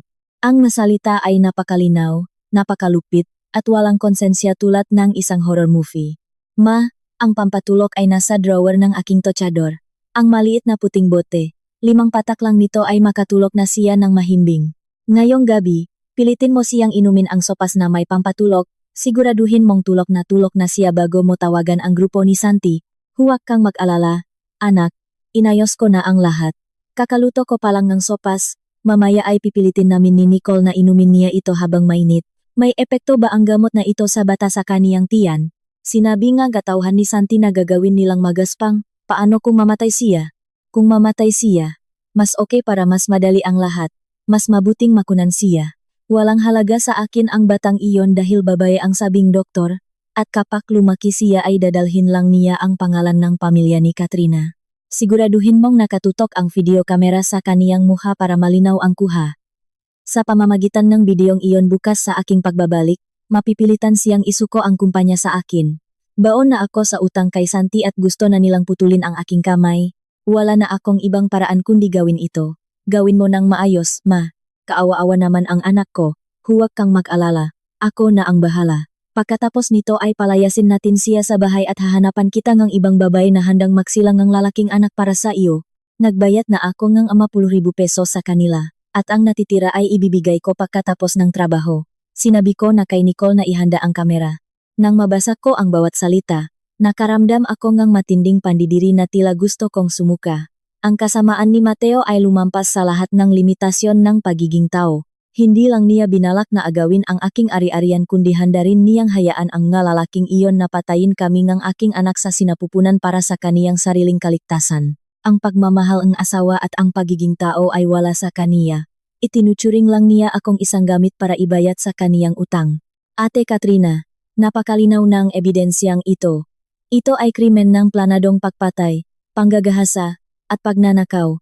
Kapag ibinigay natin ito sa pulisya, tiyak na habang buhay na kulong ang kaniyang abutin. Hindi pa natatapos doon. Binuksan ng batang lalaki ang isang audio recording mula sa Telegram ang tawag sa pagitan ni Mateo at ni Santi. Ang boses ni Mateo na puno ng takot at hiling ay narinig sa telebisyon. Boss Santi, pakiusap, bigyan ninyo pa ako ng ilang araw. Nakaset up na ang lahat para ngayong gabi. Ang matauhan mo ay maaring pumasok sa mansyon. Binuksan na ngang ina ko ang pinto. Gawin ninyo ang gusto ninyo sa asawa ko at kuhanan ngang video. Bukas pagkatapos kong makuha ang kumpanya, ililipat ko agad ang 18 milyong pesos sa inyong account. pakiusap, huwag ninyong hawakan ang aking construction company ngayon. Ayusin mo lang, Mateo. Hindi gusto ngang natauhan ko ang mga ganitong klaseng maruming trabaho, ngunit dahil sa iyong pagmamakaawa, pinayagan ko silang tulungan ka. Ang utang mong 18 milyon kasama ang interes na 10 milyon ay 28 milyong pesos na ngayon. Kapag nakamali ka ngayong gabi, ipapuputol ko ang kamay mo. Ngayong gabi, hahayaan ko ang aking natauhan na mag-enjoy sa iyong magandang asawa. Natapos ang recording, ipinikit ko ang aking mamata. Wala na akong kahit munting pagdududa. Ang lahat ng kanilang maruruming plano ay tuluyan ng nabuksan. Nakipagkasundo sila na ibenta ako para lamang sa kaniyang utang. Tumingin ako kay Diego habang ang aking boses ay naging kasing talas mong kutsiyo. Diego, i-shave mo ang lahat ng data na ito sa tatlong magkakaibang USB at itago sa pinakasekure na lugar. Huwag muna nating ibibigay sa pulisya ngayon. Kung ibibigay natin ngayon, arestuhin lang siya ng pulisya agad. Napakadali niyan para sa kaniya. Magtatago lang siya sa loob ng kulungan. Gusto ko siyang makaranas ng matinding takot at kawalan ng pag-asa ang pakiramdam ng walang masasandalan at habulin ng mismong mataong kinuha niya. Hayaan nating si Santi ang magparusa sa kaniya. Tama po kayo. Naghihintay si Santi niya 26 milyon sa kaniya. Inakala niyang madali niyang makukuha ang pera kapag hawak na niya ang kumpanya. Ngunit hindi niya alam na inihanda ko ang isang malaking patibong para sa kaniya. Kapag nalaman niyang walang laman ang nga account, papatayin siya ngang ngatauhan ni Santi. Manonood ako habang nag-awe ang nga demonyo bago ko ibibigay ang nga ebidensyang ito para sa kaniyang huling hatol. Tumingin ako sa langit sa labas na nagsisimulang magdilim sa paparating na bagyo. Mateo, ikaw ang nagsimula ang apoy na ito, kaya ikaw rin ang masusunog dito. Ang iyong ilang araw na pagiging CEO, ay ang daan mo patungo sa impyerno. Umaga ang ikatlong araw pagkatapos ang libing ni Aling Teresa, opisyal na pumasok si Mateo sa opisina aking kumpanya. May suot siyang mamahaling suit, maayos ang buhok, at lumalakat na parang isang tunay na may-ari. Para sa kaniya, ang kumpanyang may dose-dose ng masangay, daan-daang empleyado, at daan-daang milyong halaga ng produkto ay nasa kaniyang kamay na ngayon. Inakala niyang ang aking pirma ay ang susi para makuha ang pera upang ibayad sa kaniyang utang kay Santi. Ngunit hindi alam ni Mateo na 2 araw pa lang ang nakalilipas. Lihim ko nang tinawagan ang lahat ng matataas na opisyal ng kumpanya kasama ang CFO, Chief Accountant, at Legal Head. Sila ay mga taong tapat sa aking yumaong ama simula pa noong simula. Inutusan ko silang gumawa ng isang malaking mais ng pananalapi sa loob ng kumpanya para salubungin ang bagong CEO. Naupo si Mateo sa aking upuan sa opisina. Ang unang ginawa niya ay hindi tingnan ang negosyo kundi tawagan si Maria, ang Chief Accountant. Maria, dalhin mo agad sa akin ang ulat ng lahat ng pondo ng kumpanya, at ihanda mo ang isang seking ng pagpapalabas na 60 milyong pesos kasama ang orihinal na utang at karagdagang blackmail money. Sa account na ipapadala ko sa email mo ngayon. Gawin mo agad ngayong umaga. Akala niya ay maari niyang kunin ang perangang kumpanya tulad ng pagkuha sa kaniyang sariling bulsa. Gusto na niyang ibigay ang pera kay Santi para iligtas ang kaniyang kamay at buhay. Pagkalipas ng 15 minuto, pumasok si Maria sa opisina na may dalang makapal na dokumento na may seryosong muhatulad ng aking inutos. Mateo, sinuri ko na ang mga libro ng kumpanya. Sa kasalukuyan, ang natitirang pera sa mga account ng kumpanya ay 2 milyong pesos lamang para sa mga pang-araw-araw na operasyon. Walang sapat na 60 milyon para sa iyong hinihiling. Ano ang sinabi mo? 2 milyon lang? Ang laking kumpanya nito tapos 2 milyon lang ang laman ng account? Nagbibiro ka ba? Nasaan ang nga pondo? Nasaan ang kita noong nakaraang buwan? Sumigaw si Mateo habang pumupukpok sa lamesa at tumayo. Nagsisimula na siyang mawala sa sarili dahil ang 4 milyon ang kaniyang kaligtasan gayon. Gino, ayon sa utos ni Knay. Katrina, bago niya ibigay ang kapangyarihan sa iyo, ang lahat ng kita at pondo na nakakahalaga ng mahigit 120 milyong pesos ay inilagay sa isang saradong trust fund sa isang international bank para sa isang malaking proyekto sa katapusan ng taon. Ang kasunduan sa trust fund na ito ay napakalinaw. Walang sinuman, kahit singang Katrina o ang taong may hawak ng kapangyarihan tulad mo, ang maaring kumuha ngang pera sa loob ng 6 na buwan ng walang pirma ngang, buong lupon ng, mga direktor at ng bangko. Narito ang kasunduan na kasama sa iyong dokumento ngang kapangyarihan, maari mong tingnan. Ibinaba ni Maria ang kontrata sa lamesa. Nanginig ang kamay ni Mateo habang binabasa ang mga kasunduan na nagbabawal sa kaniya na kumuha ngang kahit isang sentimo sa kumpanya. Naging maputla ang kaniyang mukha nang mapagtantong hawak niya ang isang malaking kumpanya ngunit wala siyang magagawa para makakuha ang pera. Ngunit ang aking patibong ay hindi pa natatapos dun. Bukod pa rito, Mateo, nakasulat din sa kasunduan na ang sinumang humawak ng pansamantalang pamamahala ay kailangang sumagot sa lahat ng mautang ng kumpanya na kailangang bayaran sa kaniyang panahon. Ngayong araw, may 3 kontrata tayo sa mga foreign suppliers na kailangang bayaran na nagkakahalaga ng 45 milyong pesos. Dahil walang sapat na pera ang kumpanya, hinihiling ng aming legal department na gamitin mo ang iyong sariling mga ari-arian o humanap ng paraan para bayaran ito upang maiwasan ang kasolaban sa kumpanya. Ano? 45 milyon? At kailangan kong sumagot gamit ang sarili kong ari-arian? Pamalit lang ako kay Katrina. Tawagan mo si Katrina ngayon din. Sumigaw si Mateo sa opisina na parang isang hayop na nahulog sa bitak. Kinuha niya ang kaniyang telepono at tinawagan ako habang nanginginig ang kaniyang kamay. Nung panahong iyon, nakahiga ako ng komportable sa aking tsondo habang umiinom ng mainit na gatas. Hinayaan ko munang tumunog ang aking telepono ng matagal bago ko ito sinagot ng mahinang boses na parang walang lakas. Hello, Mateo. Kasalukuyan akong nakakonekta sa dextrose ngayon. Sabi ang doktor ay may matindi akong depresyon at pagod. Bakit ka tumatawag? Katrina, ano ba itong trust fund na ito? At ang utang na 45 milyon? Bakit walang pera ang kumpanya? Bakit kailangan kong sumagot sa utang gamit ang sarili kong ari-arian? Binibitay mo ba ako? Ano ba ang sinasabi mo? Umiyak ako sa telepono na parang isang nasaktang asawa. Mateo, sinabi ko na sa iyo bago ako magpahinga na medyo mahirap ang merkado ngayon kaya kailangan kong isara ang pondo para sa proyekto sa katapusan ng taon. Para naman sa mga utang na iyon, nagtitiwala ako sa kakayahan mo. Isa kang civil engineer at marami kang koneksyon sa negosyo. Inakala kong madali mong makukuha ang tulong ng bangko para sa kumpanya sa loob ng ilang buwan.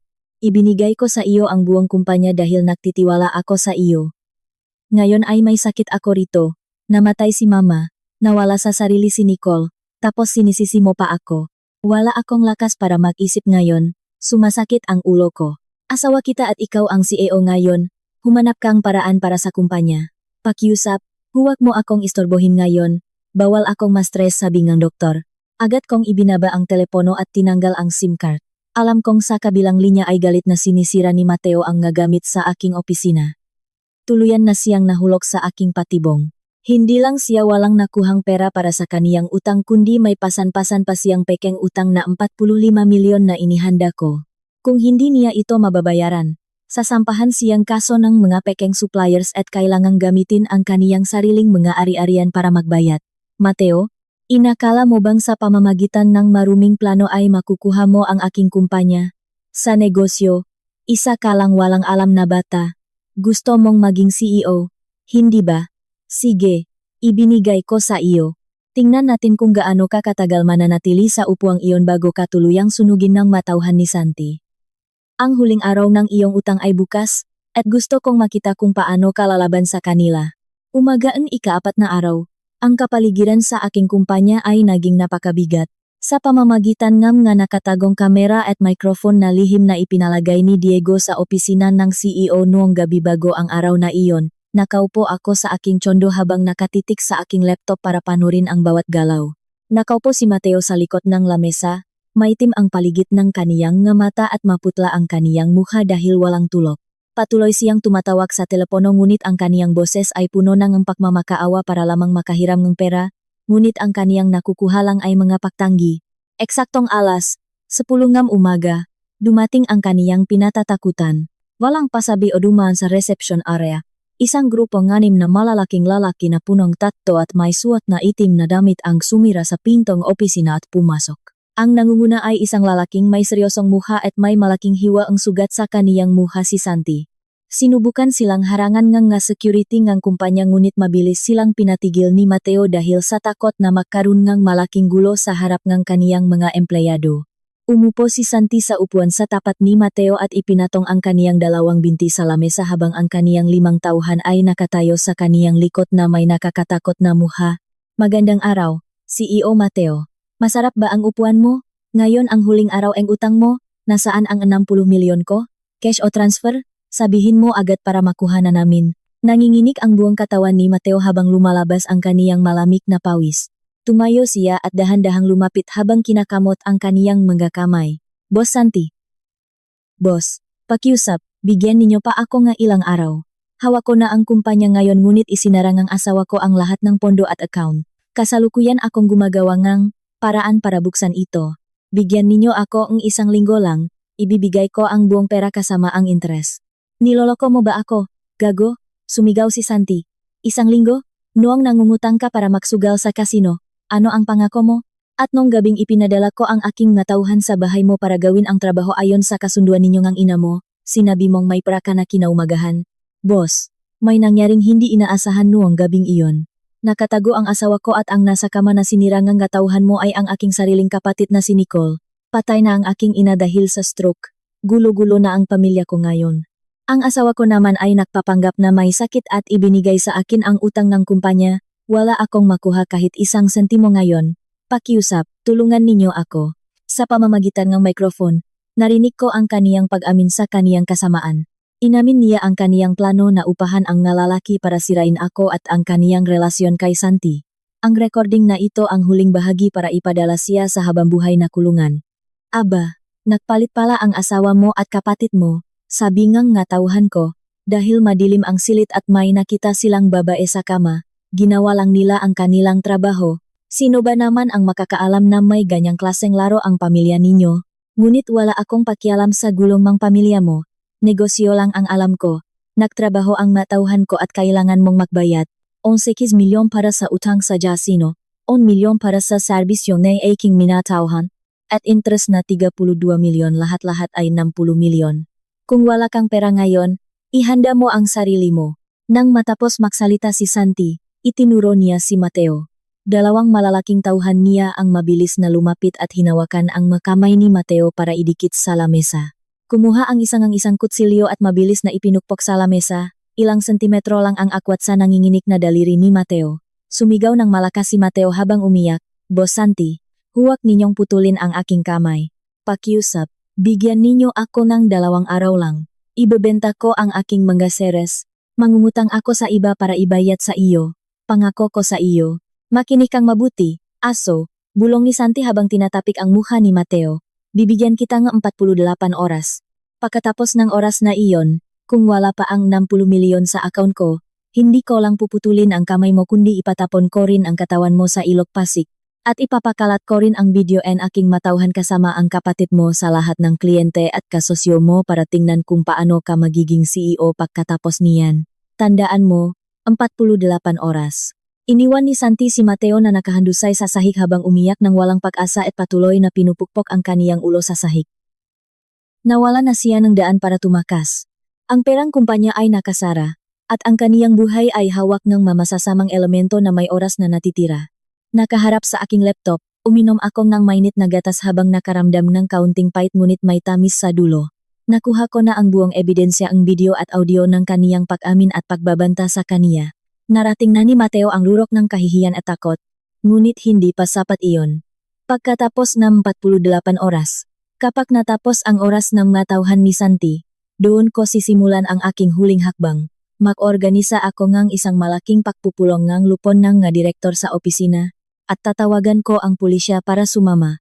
Ipakikita ko sa kaniya na ang babaeng binalak niyang gamitan ng pampatulog ang mismong magpapadala sa kaniya sa impyerno ng walang katapusan.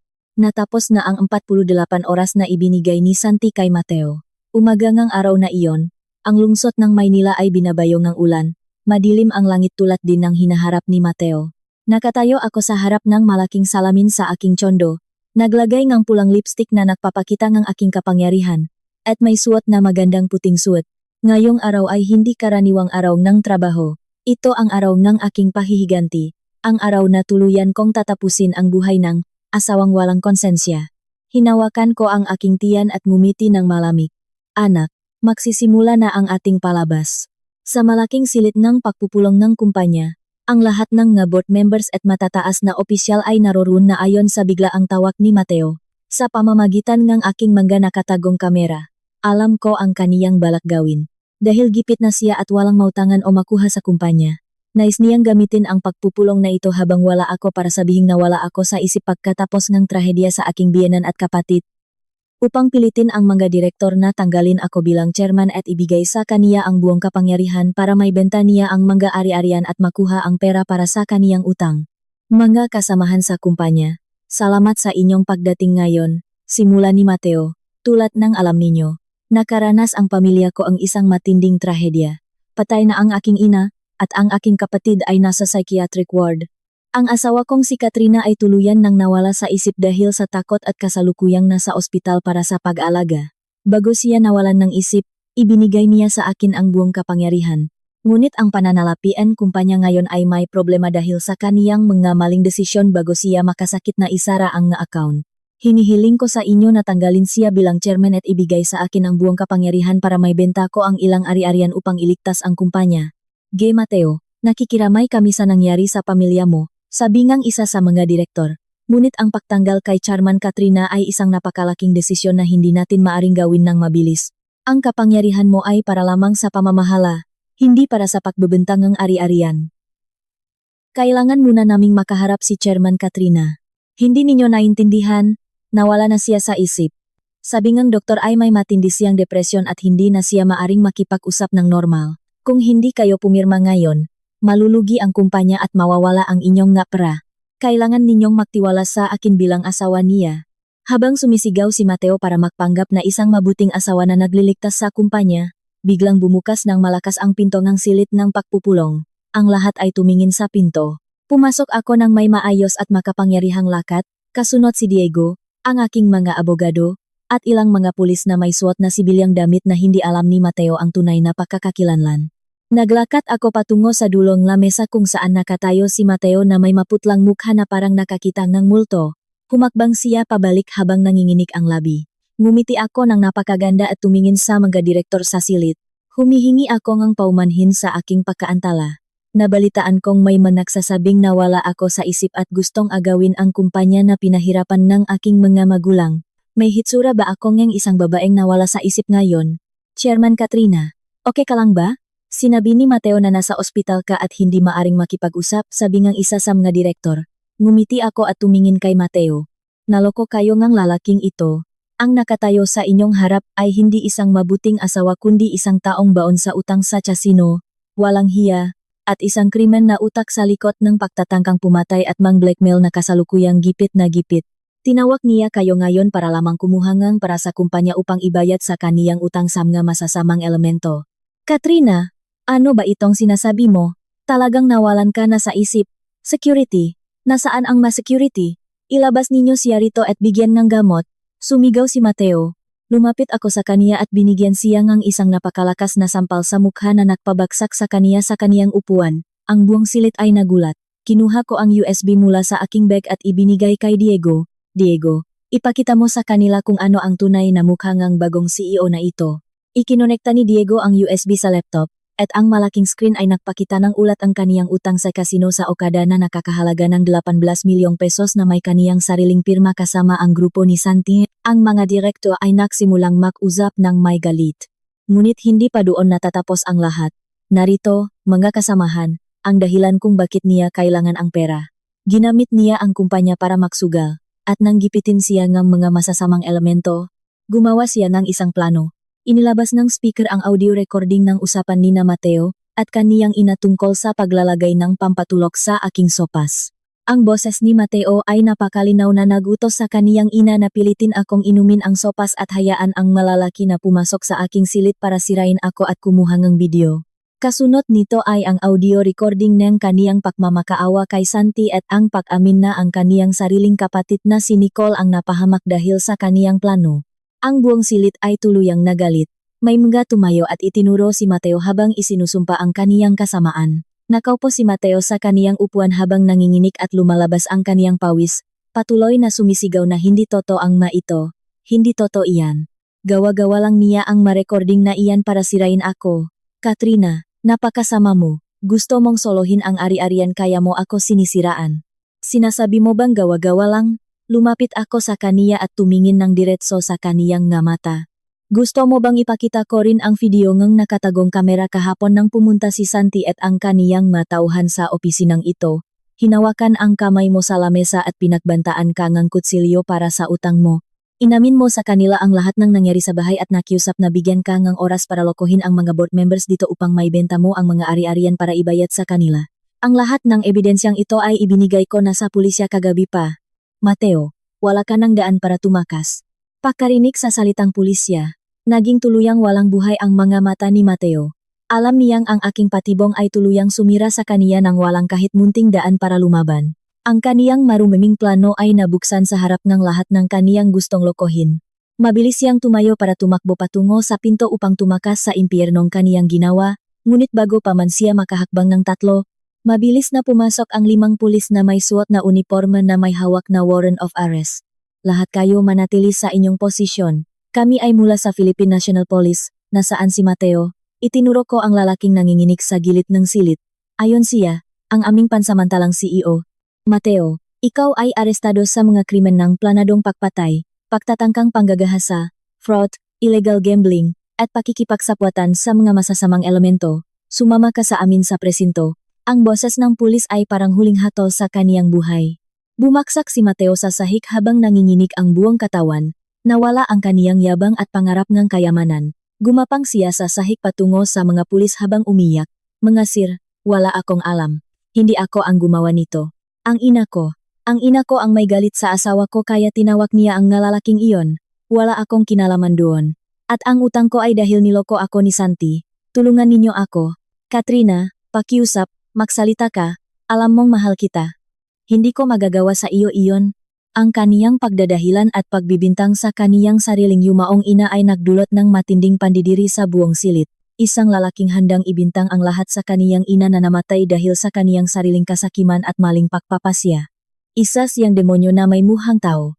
Lumapit ako sa kaniya at tumingin sa kaniyang duguhang muha dahil sa kahihiyan at takot. Mahal mo ako.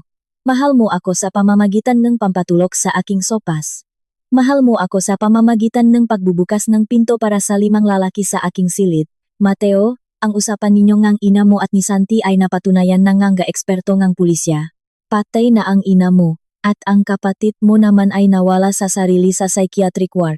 Lahat ng iyan ay karma sa inyong kasamaan.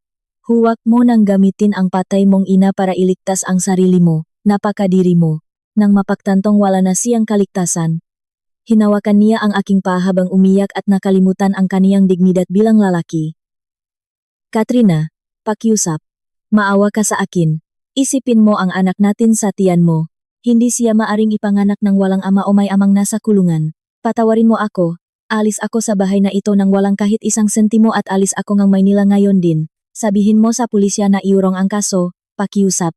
Inilayo ko ang aking paa sa kaniyang hawak na parang may dumi na dumikit dito. At dahan-dahang ngumiti ng malamig. Nakakamali ka, Mateo. Ang anak ko ay lalaking may isang malakas, mayaman, at disenteng ina. Hindi niya kailangan ng isang amang sugarol, walang hiya, at handang ibenta ang sariling pamilya para sa pera. Ang marumi mong dugo ay lilinisin ko sa kaniyang buhay. At para sa pag-alis mo ng walang ari-arian, wala kang karapatang sabihin iyan dahil haharapin mo ang habang buhay na pagkakakulong sa bilibid. Itinuro ang pulis ang kaniyang matauhan. At mabilis nilang itinayo si Mateo bago inilagay ang posas sa kaniyang makamay. Ang tunog ng bakal ay naging pinakamagandang musika sa aking pandinig. Mateo, may karapatan kang manahimik. Ang bawat salitang sasabihin mo ay maaaring gamitin laban sa iyo sa hukuman. Tumingin sa akin si Mateo bago siya inilabas ng pinto, at ang kaniyang mata ay puno na ng kawalan ng pag-asa at galit. Katrina, salamat sa mga ebidensyang ibinigay mo, sabi nga hepengang pulisya.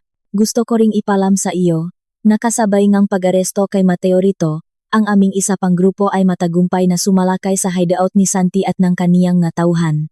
Lahat sila ay arestado ngayon at haharap sa kaukulang parusa. Magalang akong nagpasalamat sa kaniya. Sa wakas, ang buong grupo ang kasamaan ay tuluyan ng nahuli mula sa utak ng plano hanggang sa mga tauhan nito. Inilabas si Mateo sa kumpanya sa harap ng daan-daang empleyado na tumitingin sa kaniya ng may pandidiri at takot. Tumayo ako sa bintana at pinanut ang pag-alis ng kotse ng pulisya na may sirena. Ang ulan sa labas ay tuluyan ng tumigil, sumikat ang araw, at naramdaman ko ang kagaanan ng aking dibdib. Ang maruming pamilya ni Mateo ay tuluyan ko nang natapos, at ito ang tanging paraan para magkaroon kami ng aking anak ng isang payapang buhay. 6 na buwan pagkatapos ng gabing iyon, ang aking tiyan ay napakalaki na sa huling buwan ng aking pagbubuntis. May suot akong itim na damit at isang manipis na kot habang pumapasok sa visitation area ng New Bilibid Prison. Ang kapaligiran doon ay napakalamig, may amoy nga, kalawang at puno ngang mabibigat na hininga. Pumunta ako rito hindi dahil sa awa o pagmamahal kundi para tuluyan ng sirain ang huling natitirang pangarap ng lalaking nagtangka sa aking buhay. Nakaupo ako sa tapat ng makapal na salamin habang nahihintay. Bumukas ang pinto ngang bakal sa kabilang linya, at 2 guards ang nakpasok sa isang preso. Muntik ko nang hindi makilala ang lalaking iyon. Si Mateo ang civil engineer na may hitsura at ang mayabang na CEO noon ay isa na lamang katawan na walang buhay ngayon, nakakalbo ang ulo, maputla at napakapayat, at ang kaniyang unipormeng preso ay nakasabit lang sa kaniyang katawan. Nang makita niya ako, tila nabuhayan siya at mabilis na kinuha ang telepono sa pader upang magsalita. Katrina, dumating ka para bisitahin ako. Alam kong mahal mo pa ako. Nanganak ka na ba? Okay ba ang anak natin? Pumunta ka rito para sabihing iurong mo na ang kaso, hindi ba? Sabihin niya abogado ko, kapag pumirma ka ng affidavit of desistance, makakalabas ako rito. Kinuha ko ang aking telepono na may seryosong muha, tumitingin sa kaniya ng walang kahit munting emosyon na parang tumitingin sa isang kaawa-awang bagay. Mateo, mukhang dahil sa tagal mo rito ay tuluyan nang nasira ang utak mo. Hindi ako pumunta rito para iligtas ka. Pumunta ako rito para ipakita sa iyo ang buong larawan na ako mismo ang gumawa mula sa inyong plano ng iyong ina. Nawala ang kaniyang ngiti, at nanginginig ang kaniyang kamay na humahawak sa telepono habang tumitingin sa akin ng may takot. Ano ang ibig mong sabihin? Naalala mo ba ang gabing iyon ng ulan? Ang gabing pumunta ka sa Cebu at naghintay ng balita mula sa iyong ina na nakuha na ako? Inakala mo bang napakatalas ng pampatulok mo? Kinagat ko ang dila ko para magising. At alam mo ba kung ano ang ginawa ko? Ngumiti ako ng malupit. Pinupok ko si Nicole para mawalan ng malay. Hinubat ko ang kaniyang damit at inilagay sa aking kama bago ko inilok ang pinto mula sa labas. Ang 5 tauhan mo na kinuha ni Santi ay ginawa ang kanilang trabaho ayon sa kasunduan mo. Sinira nila ang kapatid mong si Nicole at kumuha ng video. Nanlaki ang mamata ni Mateo, at muntik na niyang mabitawan ang telepono habang sumisigaw. Hindi maari. Nagsisinungaling ka. Ang kapatid ko, ikaw ang gumawa niyan, isang demonyo ka. Demonyo? Tumawa ako ng malakas. Kumpara sa lason sa sopas at 5 lalaking inihanda mo para sa akin, ibinalik ko lang sa inyo ang inyong plano. Alam mo ba na kinaumagahan nang buksan ng ina mo ang pinto para kuhanin ang video, nakita niya ang kaniyang paboritong anak na duguan sa sahig. Nawala siya sa isip sa kahihiyan at pagsisisi kaya bumaksak at namatay sa tabingang kama ni Nicole. Ang pagkamatay ng ina mo at ang pagkawala sa sarilingang kapatid mo ay dahil sa sarili mong kasamaan.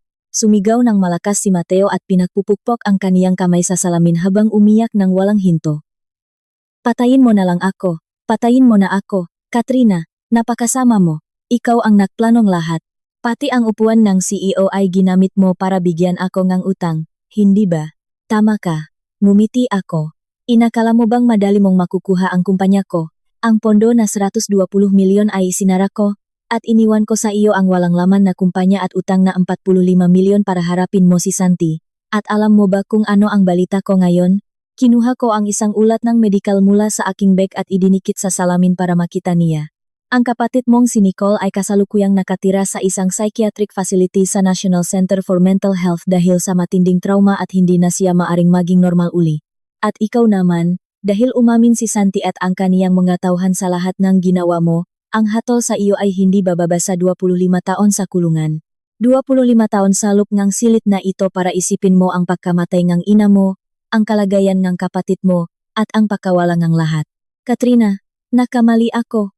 Pakiusap, patawarin mo ako alang-alang sa bata. Dugo mo at dugo ko ang dumadaloy sa kaniya.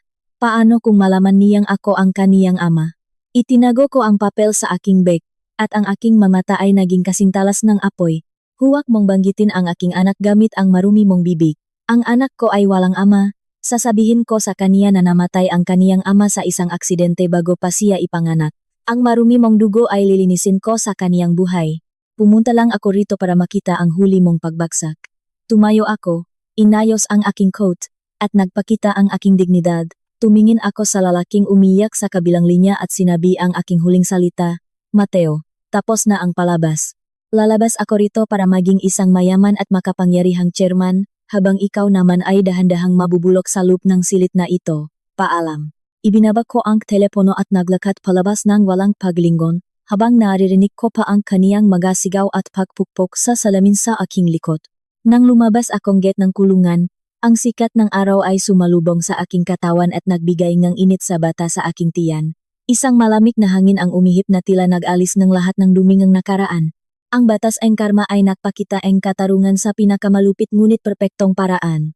Ang masamang tao ay may masamang kabayaran, at ako isang inang nagtanggol sa kaniyang anak ay matagumpay na lumaban para sa aming bagong buhay. Nang lumabas ako sa mabigat na gate ng kulungan, itinaas ko ang aking ulo at huminga ng malalim sa sariwang hangin ng umaga sa Maynila. Ang langit ay napakabuhaw at walang marka ng ulan o bagyo. Hinaplos ko ang aking tiyan na nasa 8 buwan na ngayon, at naramdaman ko ang malakas na galaw ng aking anak sa loop na tila nagbibigay ng lakas sa akin. Ang lahat ng problema, kasamaan, at plano ay tuluyan ko nang naiwan sa likod. Simula sa sandaling ito, ang aming buhay ay naging ganap na malinis. Ate Katrina, handa na ang kotse, sabi ni Diego na lumapit sa akin. Ang board meeting ay naghihintay na sa iyo para sa bagong proyekto sa Cebu at Davao, at ang pagbebenta ng mansyon sa Forbes Park ay natapos na rin ngayong umaga. Pumasok na ang pera sa account mo. Magaling, Diego. Kalahating ang pera mula sa mansyong iyon ay ibigay mo sa aking bagong tatak na foundation para sa mga kababaihan at batang biktima ng karahasan sa pamilya. Ang natitirang kalahati ay ilagay mo sa pondo ng kumpanya para sa bagong proyekto. Ayaw kong magtago ng kahit isang sentimo na may kinalaman sa pamilyang iyon. Ang mansyong iyon na naging libingan ng aking tiwala ay magiging simula ng bagong buhay para sa ibang mga kababaihan. Lahat ng marka ni Mateo at kaniyang pamilya ay kailangang tuluyang mawala sa buhay ko. Opo, Ate Katrina, gagawin ko agad. At para sa kaso, tinanggihan ng Court of Appeals ang kaniyang apela, ang kaniyang hatol na 18 taon, para sa iba pang minor charges na pinagsama sa mas mababang hatol sa ibang korte, ngunit sa hali ay umabot sa kabuwang mahabang taon, ay pinal na. Ang kaniyang makaunting ari-arian ay kinuha na rin ng bangko para sa kaniyang mautang sa mapekeng suppliers na ginawa natin. Wala siyang natirang pera at baon sa napakalaking utang ngayon. At ang grupo naman ni Santi ay nakatanggap ng 15 hanggang 20 taon sa kulungan. Ang 18 taon sa kulungan ay maaring mabilis para sa kaniyang kasamaan, ngunit ang pamumuhay sa loop ng 4 na pader habang nakaranas ng hirap at ang parusa ng sariling konsensya gabi-gabi ang magiging pinakamalupit na parusa sa kaniya. Dahan-dahan siyang tatanda at mabubulok sa loop, iniisip ang pagkamatay ng kaniyang ina, ang kalagayan ng kaniyang kapatid, at ang pakawalan ng kumpanya na kaniyang pinangarap. Inakala niyang isa siyang matalinong mga ngaso ngunit siya rin ang naglagay ng bitak sa sarili kaniyang leak.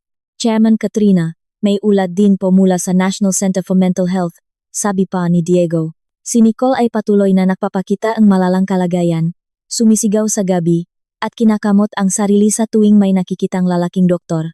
Sabi ng doktor ay wala ng pagkakataong maging normal ang kaniyang isip dahil sa matinding trauma noong gabing iyon.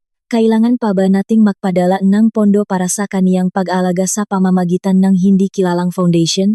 Itigil mo ang lahat ng pondo para sa kaniya, Diego. Hindi ako isang taong nakakawanggawa sa mga taong nagtangkang sumira sa aking buhay kasama ang kaniyang ina at kapatid. Hayaan mo siyang umasa sa tulong ng gobyerno para sa mga walang tirahang may sakit sa isip.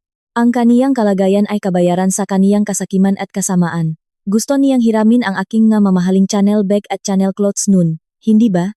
Ngayon ay ang uniforme na lamang ospital ang maaari niyang suotin, at ang kaniyang makakaharap araw-araw ay ang 4 na pader ng kaniyang silit.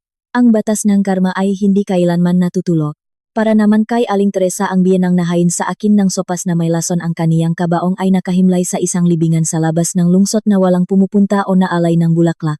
Ang kaniyang paboritong anak na si Mateo ay nasa kulungan, at ang anak niyang si Nicole ay nawala sa sarili. Ang kaniyang matatalas na plano ay tuluyang sumira sa kaniyang buong pamilya. Ang kaniyang pagkamatay sa silit na iyon ay hindi kaligtasan kundi simulang kaniyang parusa sa kabilang buhay. Isang buwan pagkatapos ang hatol kay Mateo, isinilang ko ang isang maganda at malusok na batang babae. Ang kaniyang unang tilis sa silit ng ospital ay nakdulot ng aking naluhaang kaligayahan. Matagumpay kong nalabanan ang nga demonyo para protektahan ang kaniyang buhay. Pinangalanan ko siyang Andrea. Gusto kong ang kaniyang buhay ay maging payapa, masaya, at malayo sa mga kasamaan ng mundo. Dala niya ang aking apelyido at walang kahit munting kinalaman sa kaniyang amang si Mateo. Sa kaniyang birth certificate, walang nakasulat sa pangalan ng ama.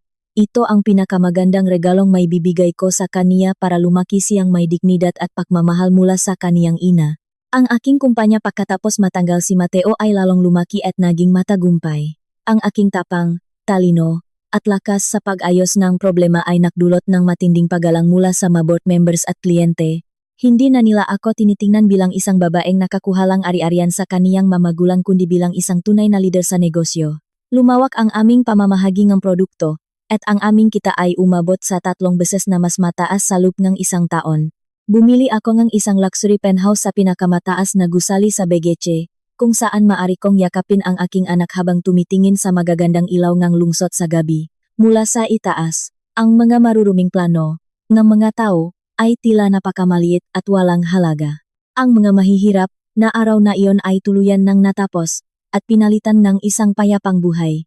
Sa bawat umaga nagising ko habang kayakap ang aking anak na si Andrea sa ilalim ng sikat ng araw mula sa bintana, nakaramdam ako ng matinding kagaanan sa aking puso. Sa pagtingin sa aking nakaraan na puno ngirap at luha, mula sa isang mahinang babaeng nagtitiwala lang sa pekeng pagmamahal, naging isang malakas na tao ako ngayon. Ang sakit ng pagtataksil ng asawa at ang kasamaan ng kaniyang pamilya ay muntik nang sumira sa akin, ngunit kapag ang isang ina ay gipit na para sa kaniyang anak, makakaroon siya ng lakas ng isang sundalo. Sa gitna ang panganib, hindi ako umiyak o nagmakaawa, pinili kong lumaban gamit ang aking matalinong isip, lakas ang batas, at ebidensya para linisin ang aking buhay. Ngayon ay wala ng galit sa aking puso dahil ang galit ay lason lamang sa sariling isip. Pinili kong palakpasin ito hindi para patawarin sila kundi para palayain ang aking sariling puso para lamang sa pagmamahal sa aking anak at sa aming magandang hinaharap. Nalaman ko ang nga mahahalagang aral sa buhay na dapat tandaan ng bawat babae. Ipinanganak tayong may mabuting puso at tinuturuan ng lipunan na maging mabait, magparaya, at magtiis para sa pamilya. Ngunit ang pagpaparaya ay may halaga lamang kapag ibinigay sa makataong marunong magpahalaga. Kapag ang kabaitan mo ay ginamit para sa kanilang kasakiman, ang pagpaparaya mo ay naging lason na sumisira sa buhay mo. Mga kababayhan, huwag ninyong hahayaang umasa kayo sa iba maging sa pera o sa emosyon. Ang pinakamalakas na sandata laban sa bagyo ay hindi ang pangakongin isang lalaki kundi ang sarili mong pera at ang matalinong isip. Kapag hawak mo ang sarili mong pera mula sa sarili mong pawis, hawak mo ang sarili mong boses, desisyon, at dignidad. Kung noong gabing iyon ay isa lamang akong mahinang asawa na umaasa sa hot ng aking asawa, paano ko malalabanan ang kanilang bitak o baka naging isang katawan na lamang ako ngayon sa kamay ngang na masasamang elemento? Huwag kayong matakot na tawaging matalino o striktong babae. Maging matalino kayo para protektahan ang inyong pawis, ari-arian, at anak, kaysa maging isang mabait na babae na madaling lokohin ng iba hanggang sa masira ang buhay. May batas ng karma sa mundo na nagpapakita ng katarungan. Ang mataong nahasik ang kasamaan at gumamit ang maruming paraan para makuha ang hindi sa kanila ay sa huli ay mawawalan ang kalayaan, duguan, at mabubulok sa dilim. Ang sopas na may lason na ibinigay ngang aking biyenan ay naging simula ngang pakasira ngang kaniyang buong pamilya, at ang asawang nagbentangang asawa at anak ay kasalukuyang nagbibilang ngang araw sa kulungan. Ang batas ng karma ay hindi kailanman nakakamali. Kaya kahit dumaan kayo sa pinakamahirap na oras at matinding sakit, huwag kayong mawawalan ng tiwala sa katarungan at kabaitan sa mundo. Ang mahalagang aral na nakuha ko ay kapag ang isang babae ay nakatayo sa sarili niyang mapaa, may hawak na ebidensya at dokumento, at may matalinong isip sa harap ng mamatatamis na salita, makakahanap pa rin siyang gaan para sa kaniya at sa kaniyang anak. Ang pinakamahirap na bagay sa loob ng bahay ay hindi ang sigawan kundi ang mga kamay na dahan-dahang lumalapit at mga matatamis na salita, habang sa likod ay may kasakiman at plano. Nagbayad ako ng patataas na kabayaran ng takot, kawalan ng tulog, at sakit para malaman ang tunay na mukhang ang lalaking minahal ko upang maunawaan ang kabaitan ay dapat may limitasyon.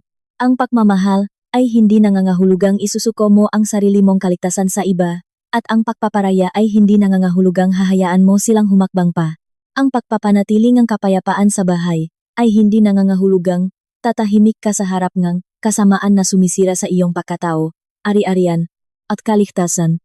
Para sa akin, ang tunay na tagumpay ay hindi ang pagkatalo ng iba kundi ang katotohanang pagkatapos ng bagyo ay nanatili akong buo. Hawak ko pa rin ang aking anak, ang aking trabaho, ang kumpanya ng aking mga magulang, at ang aking dignidad para maglakad sa ilalim ng sikat ng araw ng nakataas ang nu. Ang mataong nagtangkang gumamit ng gamot, pekeng dokumento, maruming video, at mga masasamang elemento para makuha ang aking kumpanya ay nakbayad na sa daang sila mismo ang gumawa. Ang kasakiman ay palaging nag-iwan ng butas, at ang kasinungalingan ay madaling masira sa isang maliit na pagkakamali. Hindi ko ikinuwento ito para magturo ngalit. Ikinuwento ko ito para ipakita sa inyo na sa pinakamadilim na oras, ang kalmado at matalinong isip ang pinakamalakas na kaligtasan ng tao. Alamin kung paano magtago ang ebidensya. Magbasa ang puso ang tao, humingi ang tulong sa tamang lugar, at gamitin ang batas para protektahan ang sarili. Iyon ang tamang daan. Kung sa tingin ninyo ay may magandang aral ang kwentong ito, pakiusap, i-like, i-share, at mag-iwan ng inyong komen para mag-usap pa tayo.